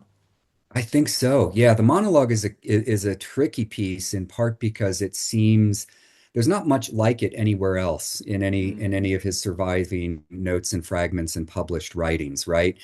The weird thing about it is that it wants to detach language from anything like the real outside of itself, right? Like the opening move there, which echoes some more postmodern theories that we associate with figures like Yes. Derrida, is that like language is no longer something that refers. And I grant that he says it, but it's really hard to square that position. And you're right, Milo. I mean, it's short, right? It's just like it's one paragraph. It's hard to square with so much that he says about language and truth tracking and its capacity to open up a world of reality, that I wouldn't want to overinterpret what gets said there. Um, if you'll allow me just to go back to the whole question, like, is Camus not a philosopher because he Sure. writes novels? I get this all the time, right? I mean, I still Hmm. have friends and colleagues who are like, Novalis, what are you doing? Why are you wasting so much time? Yeah, we get it. He wrote about Kant and Fichte. That stuff's great. It's also been translated. Like, why do you have, a book coming out with 60, 70, 75 pages on the hymns to the night of all things? That's weird, dude. So when I get that sort of question, I want to typically ask, okay, Plato, is Plato a poet or a philosopher? Hmm. Because I think, I A don't, playwright. that seems, he's a playwright, he's a philosophical dramatist, and of course, I think a lot of good Plato scholars today would argue that, yeah, we should actually, if we're reading the Republic, we should pay attention to the fact that it's set in the Piraeus initially, and that they migrate to the house of Cephalus, and that we've got depictions of various people like Thrasymachus and Glaucon. And so, right, yeah, that's not just stage setting. But most of the people who still grant that are eager to get to the arguments that Socrates deploys in order, say, to refute Thrasymachus's claim that justice is what resides in the hands of the powerful, right? But at the end of the day, why then did Plato do this? And Hmm. his arguments against poetry come in a work that is arguably one of the most sublime cases of ancient Greek poetry known to me. When Plato starts sketching out myths, the myth of air, for instance, I mean, that's poetry as much as it is anything else. And so I don't want to exaggerate too far. I mean, obviously, I'm not suggesting that Kant's Critique of Pure Reason would be better had it been written in iambic pentameter with a rhyme scheme. But Ah. if maybe it would, if you move into the modern era, right? I mean, Descartes' Meditations on First Philosophy is usually singled out as a paradigmatic early modern text, and it's full of narratives. Hmm. I was in a room Yeah, yeah. warming my hands by a stove. I'd had some dreams. Weird stuff was going on. I woke up this morning thinking that I had solved the problems, but now I'm not so sure anymore. Is that just, novelistic detail that we can dispense with? Or is it a part of what Descartes saw his philosophical task to be? Yeah. And a lot of the time, philosophical ideas influence subsequent generations of philosophers more through their artistic iterations than they do through the philosophy itself. I mean, That's right. a classic example you could draw maybe from Novalis is that the hymns to the night were a huge influence on the libretto of Tristan and Isolde, Yeah, exactly. Richard That's right. Wagner, which Mhm. where the couple in the second act sort of scream at the tops of their voices for 90 minutes about their Yep. longing for sort of death, orgasm, Exactly. oblivion, and while Wagner was writing Act Two, he said, "If anyone plays this properly, the whole world will go insane forever," which it did. And Yes. but like Nietzsche is taking sort of the lots of the Wagner's reading, and it's more interesting to him attached to the music of Wagner than it is Mhm. without. So Nietzsche is absorbing Yeah, German Romanticism and is absorbing Schopenhauer exactly to a right. huge extent through the musical version of it. Just that Yep. having that degree of passion, that degree of artistry attached to ideas makes them affect the next generations more thoroughly. Yeah. Um, and Yeah, that go. Yeah. I couldn't have said it better. Yeah. I mean, Nietzsche has officially anti-romantic views that he inherits from, I think, Goethe to some extent, who famously yeah, defined the classic as the healthy and the romantic as the sick, despite the fact that he was really interested in figures like Schelling and Alexander von Humboldt and uh, stood closer to the romantic yeah, circle in the 1790s and early 1800s. But yeah, I mean, Nietzsche is a belated romantic, in my yeah. opinion, although, officially he can't be for various reasons. And I Mm. think you're right. I mean, if the question is he reading Novalis? Probably not. I mean, I've read a lot of Nietzsche. There's still Mm. quite a bit of stuff that I've not yet read, but I don't recall the name Novalis showing up. Mm.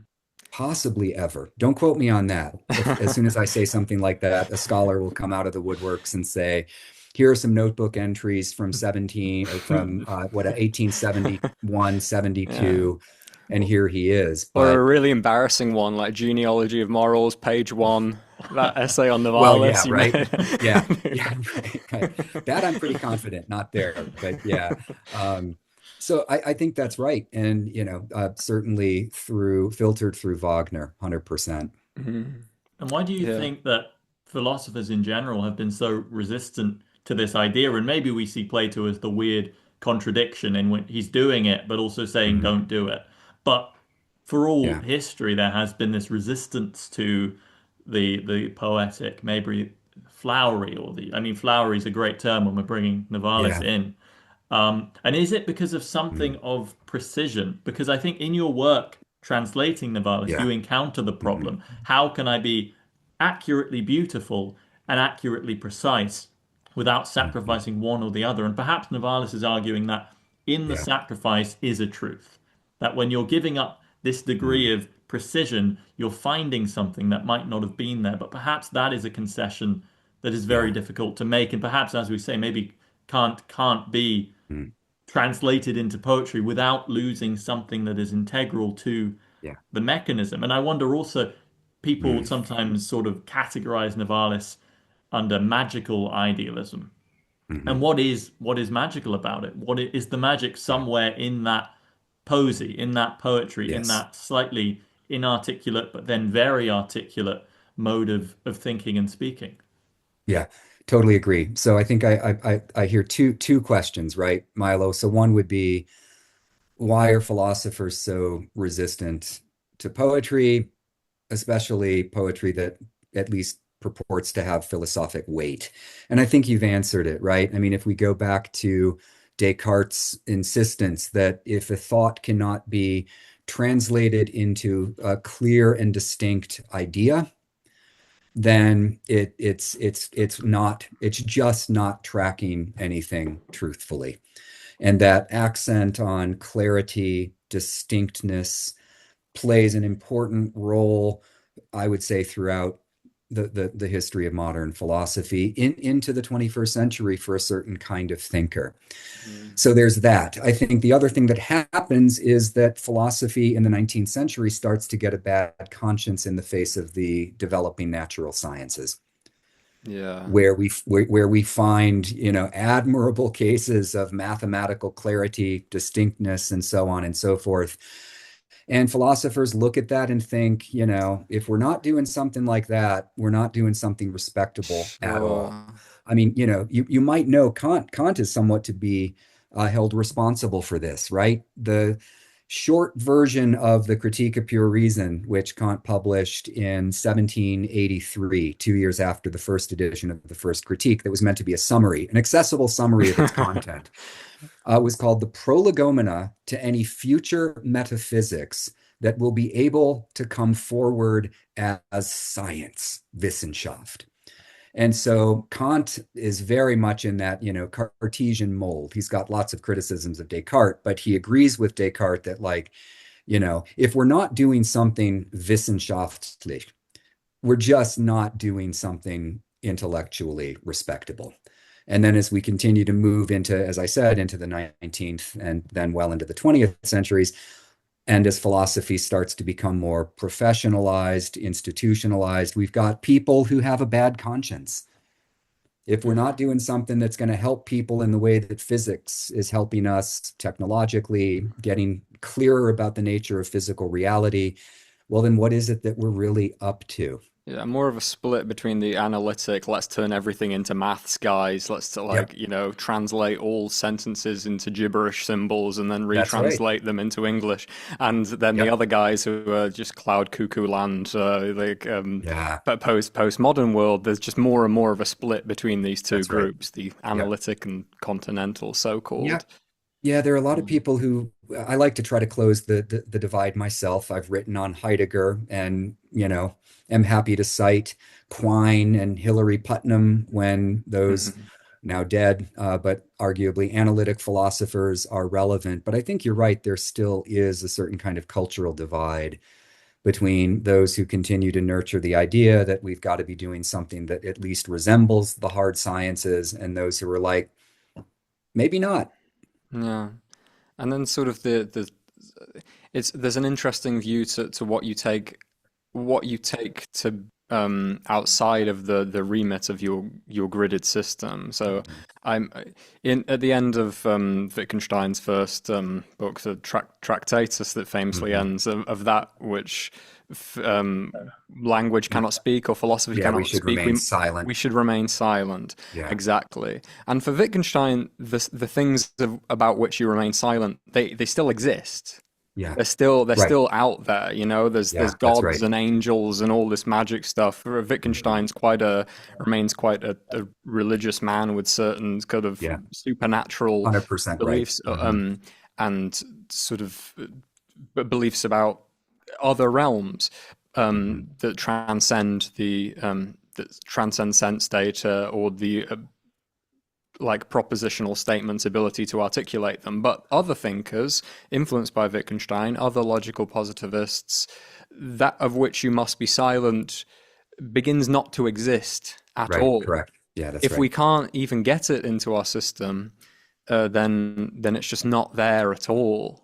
Yeah. Which maybe another thing creating this rift as well, like this Hmm. that about which we're not currently speaking. It's not that it's outside of the remit of what we're doing; it's just not there.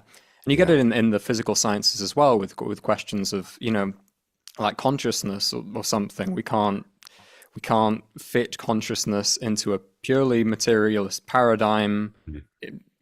yet, and therefore some thinkers therefore put consciousness into a completely non-existent category. Yeah, that's right. Um, those are- Yeah, I mean that if it can't be spoken about, keep silent, turning into it doesn't exist. We find that move in Descartes too, in a certain mm, way.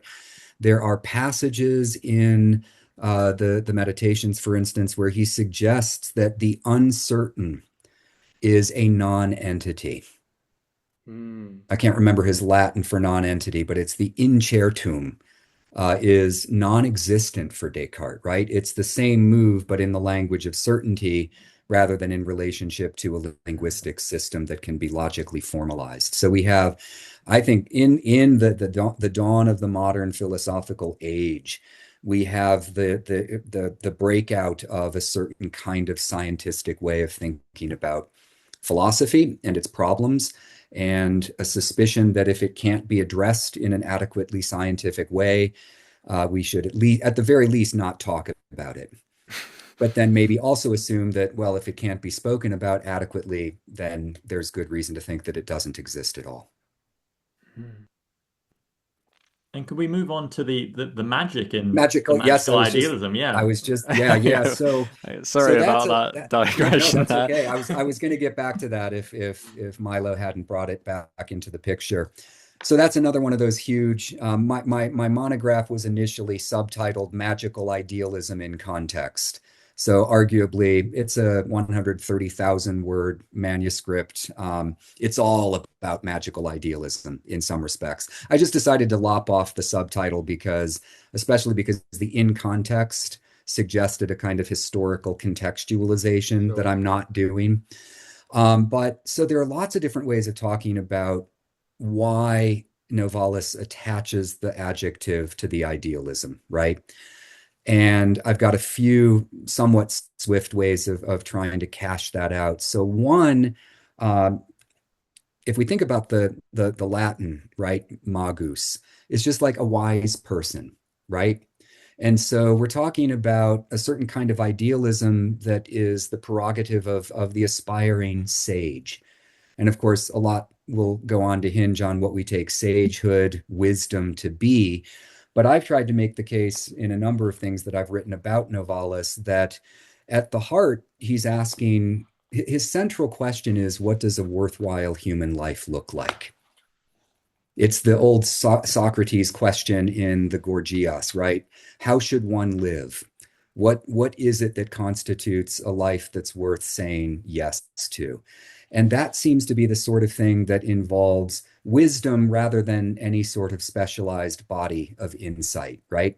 Already in Plato's Republic, Socrates insists that Sophia, wisdom, shouldn't be understood as a particular kind of knowledge, right? If you want to know, something about geometry, ask the geometers. If you want to know something about space, ask what we would now call the physicists. But you could know all kinds of things about all sorts of things and not have wisdom. Wisdom is the ability to see how all of these things hang together in a life that is purposive, admirable, worth living. And so I think one way initially to think about the magic in magical idealism is to say it's an idealism that's in pursuit of something like wisdom, that actually means to answer questions about what it would take to make life worth living.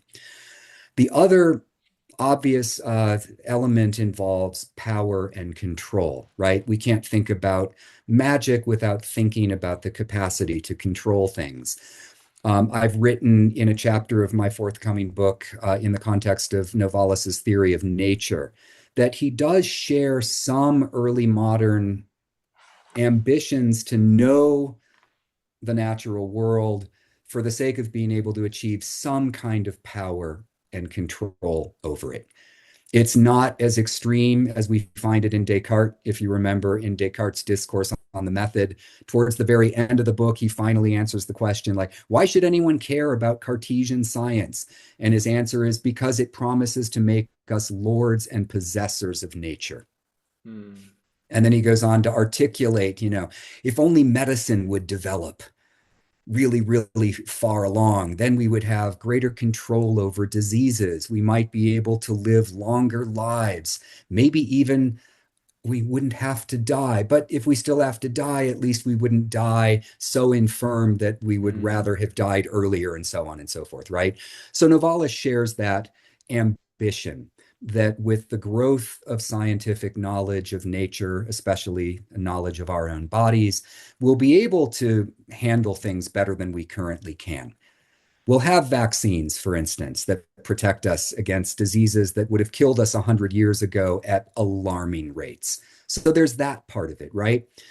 But then the poetic, which I think is what you were asking about, Milo, right? I mean, if you think about it, what Novalis is suggesting, and you could pull this to some extent out of the monologue itself, I think, is that words are the ways in which we have a world. There's a line in Erich Heller, that great Germanist from Northwestern who died some decades ago, and I'm going to paraphrase it somewhat badly, but it runs something like, be careful what you say about the world. It is that way. So another way of thinking about it is that, right? I mean, and this is also what makes magical idealism an idealism, right? The world is what it is in relation to human subjectivity. That's Novalis's Kantian and Fichtean way of thinking about mind and world, right? We have a world because we are minded to have it in a certain way. If we add to that the distinctively romantic contribution, which says, true enough, Kant and Fichte, but we also have diverse ways of having world and talking about it, such that maybe we should also begin to poetize about it. And if we poetize the world in a certain way, if we romanticize it, as Novalis once put it in a often cited fragment, the world will start showing up differently for us.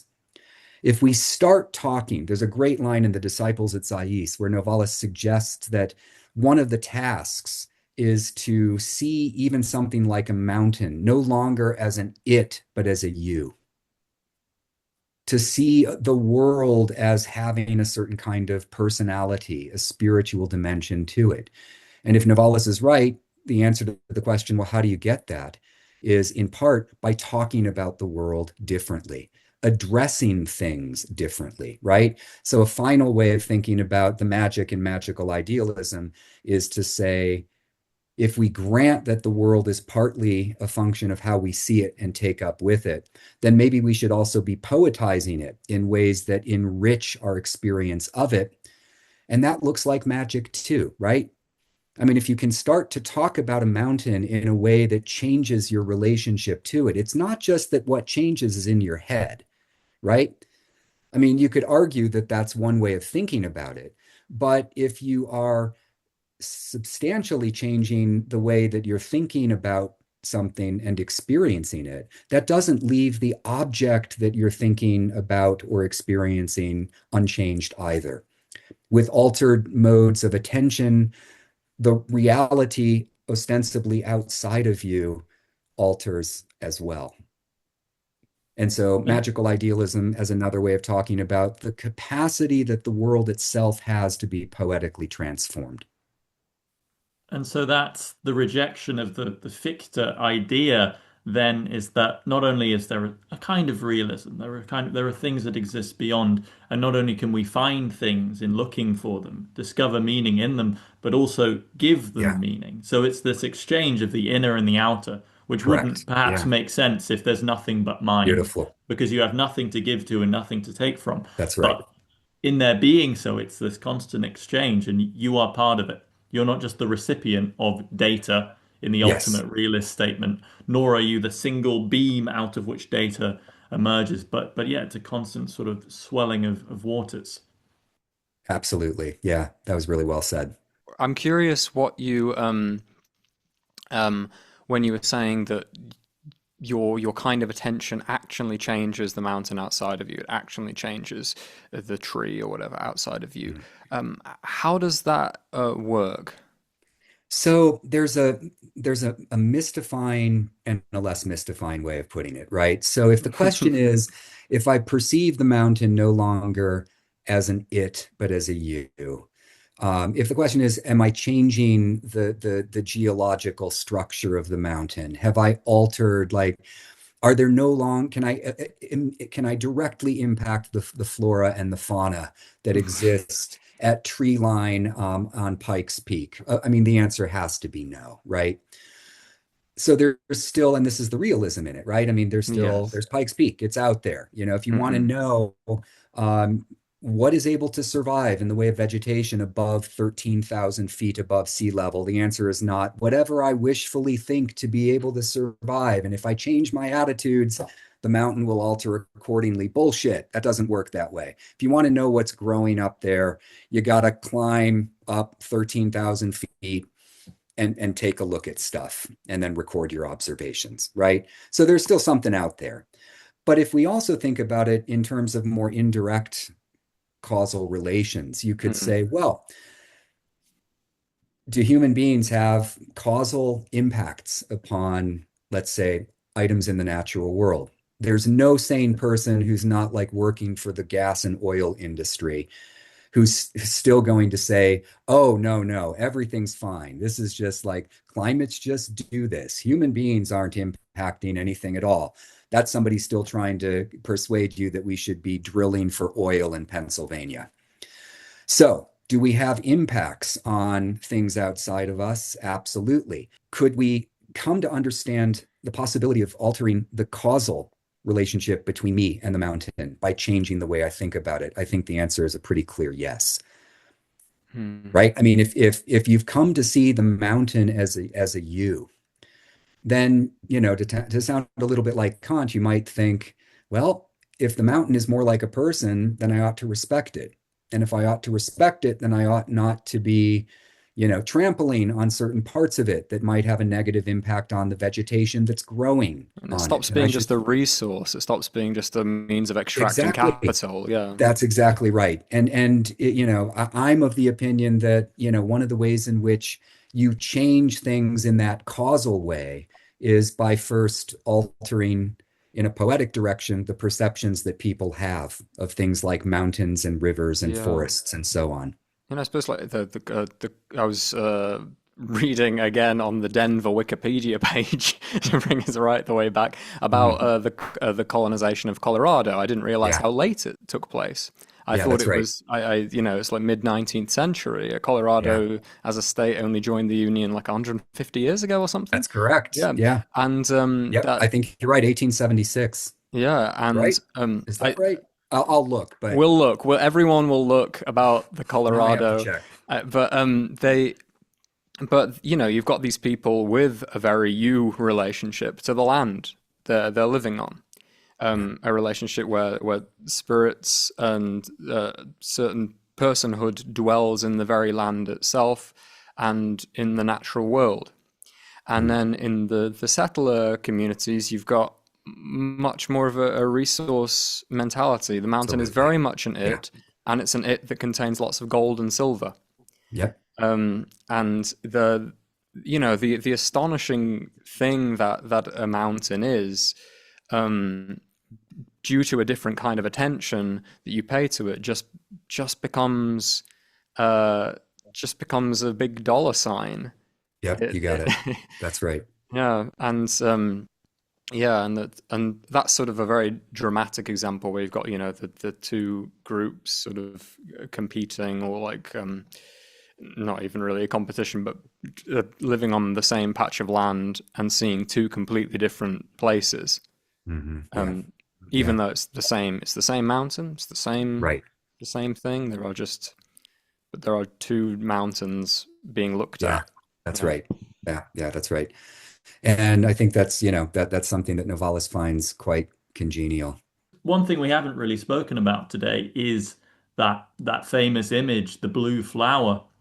And I think it brings us nicely back to the blue flower, because it's not just the case of finding it, discovering it, acquiring it, but the question of what you do when you do find it.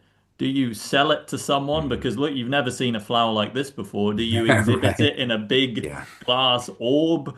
Do you eat the flower to try and gain its power? Do you just leave it there where you found it? Do you do you even need to find it, or just have the thought of it? So it's not just the existence of whatever that symbol means. And I think it's appropriate we do not designate a meaning to it. But what you do once you do come upon it, if you do, and that is maybe the magic of it. Yeah, that's really nicely put. I think in the context of Heinrich, it's pretty clear, that the blue flower is two things. One, it's the object of Sehnsucht. It's the object of longing, right? And on a certain understanding, which I think is Novalis's, objects of longing are always in some sense unattainable.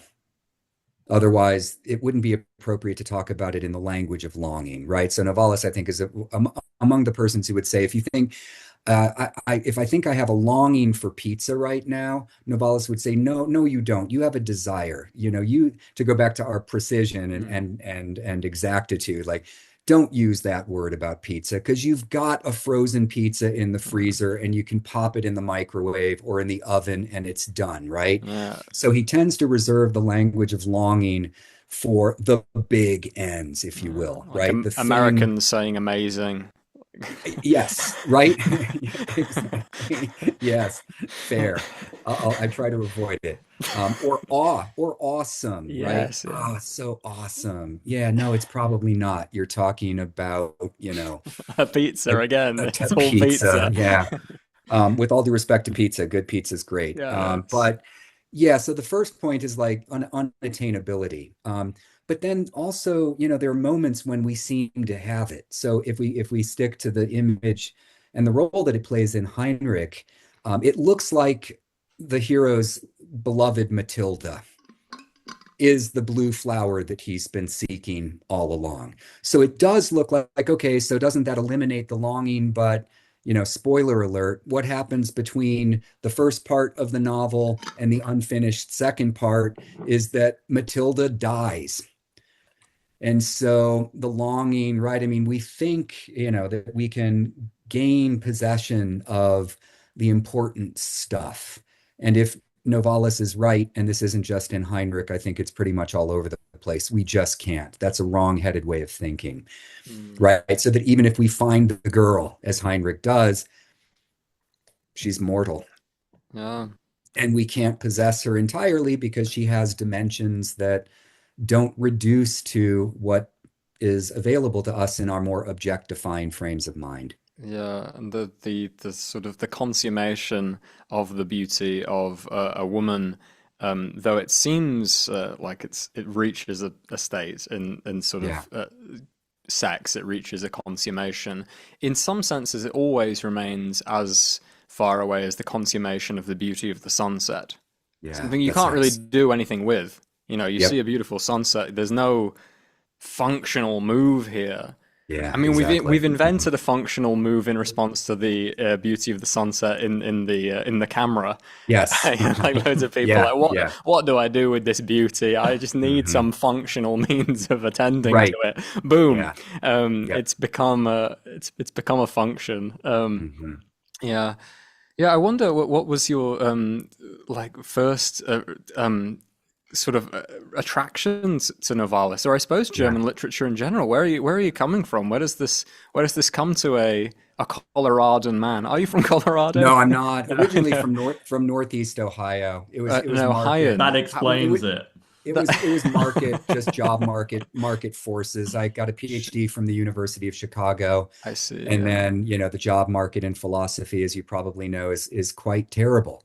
I got my Yes. first rejection letter, pretty sure it was from UC Santa Barbara when I went out on the market for the Mm. very first time. And the first sentence was something like, "We just finished reviewing the 796 applications." And that was Whoa. for like one 10-year stream assistant professorship. So yeah, I've been in Colorado for about 20 years now. It's a great place to be. But But the yeah, yeah that's it. the how do the Ohioans learn about Novalis? That's a Where's this good coming to question. you? Yeah. So I started, there's a complicated and a shorter answer. I started as a fundamentalist Christian in middle school kind of thing. I Mm. will just say politely outgrew it while still a teenager. Okay. Went off Well, to can I college. just ask a little bit? Yeah, What go were ahead. what were the cracks? There was Oh, the the boat couldn't be big cracks. enough to fit all the animals on. What? It was stuff like that. I mean, it was, part of it was I had a deep and serious interest in the hard sciences. I actually Mm, started out at Case Western Reserve University, if you know anything about it, super technical school, probably best known for its strengths in engineering and biochemistry. It's got a okay. first-rate medical school. So I was studying, physics and chemistry, organic and regular, and I was steeped in the hard sciences, which also sort of explains Novalis in the long run. Sure, yeah, yeah. But so it was, the universe is 6,000 years old. That was what Mm, I was taught in Sunday school, for example. Darwin, with the Darwinian Revolution in 1859, the whole world just started to go to hell in a handbasket fast. mm. Darwin was both wrong and a corrupter of Interesting. young minds. And so I Darwin's like a thought, well, second original sin. yeah, exactly. And I thought none of that tracks. And then I just, I was reading the Christian Bible a little bit more closely, and I would notice, that for instance, in the book of Genesis, in the Hebrew portion of the Bible, there are two creation stories that are logically incompatible. The order that God brings things into being Yeah. is different in each of the two, Sure. and So they you can't didn't be have any of squared. the sort of standard biblical studies sort of stuff in Sunday school. It was just No, like, yeah, no, it okay, was just yeah. like, it was potted Christian dogma that we Hmm. were spoon-fed growing up. And so there was the turn to the sciences initially, that which had always been a part of my interests, that helped solidify a certain way of thinking about a certain form of Christianity. So there was Sure, that. yeah. But then I realized, and this was in part after having taken some philosophy classes just to like satisfy general studies requirements, Hmm. that the questions that I cared about were actually not amenable to scientific answers and solutions. So one Hmm. way of putting it is like the religious education, which focuses on quality of life, care for moral decisions, and what makes a life worth living, those questions that were a part of Sunday school, if you will, were still very much alive in me. And I realized, like, if you want to know, what the nature of morality is, don't ask a physicist. Hmm. I mean, maybe the physicist knows, but not because of physics. It'll be because the physicist is, a moral being reflecting in a philosophical spirit, no longer in the physics lab, about the nature of morality and the like. And so I started reading thinkers like Kant. Kant really sold me on it. And Okay. I thought, these are the questions, right? These are the questions that really stir me in the very heart and depths of my being. That's what I want to do. Part of it was like, Kant is asking questions in the first critique in a work called The Metaphysical Foundations of Natural Science, like, why is nature mathematically structured? Kant Hmm. thinks like you should lose sleep over that.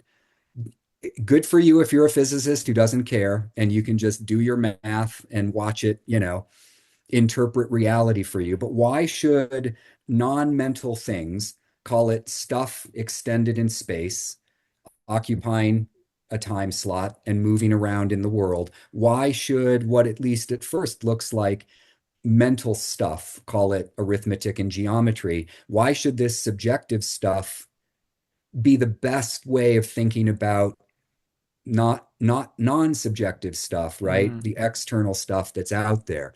So I just found like at a certain point, as soon as the questions start getting interesting, science is done. And it's all becoming philosophical. Yeah. So the short answer about Novalis is that Kant was my first real introduction to serious, sustained philosophical inquiry. And then Okay. I felt like I kind of outgrew Kant. I had always had interests in literature and in poetry. And so I wanted somebody to do a better job of assigning importance to some of those other things that I really, really loved. And then Novalis came along. It was Hmm. like, here's a guy who takes the sciences seriously, writes extensively about them. Here's somebody steeped in the latest philosophical developments of the day. He's reading Kant and Fichte like a boss, and he's writing poems and philosophical novels, and then reflecting upon the nature of poetry and what role the novel might play in the modern world. And I thought, that's my guy. Yeah. Put his Oh. name on my license plate and let's go. That sounds Oh. way too weird, but anyway, there we are. Awesome, as they say, amazing and awesome. Thank Awesome. So you. amazing. Yeah. Yeah. Thank you very much. Thank you Well, so I much for really, making time, James. yeah, Yeah. no, this was really helpful and informative. I appreciate the invitation. This was my first podcast, so thank Yeah. you. Thank you, Great James. meeting All Ciao, you. right. ciao. Great meeting you.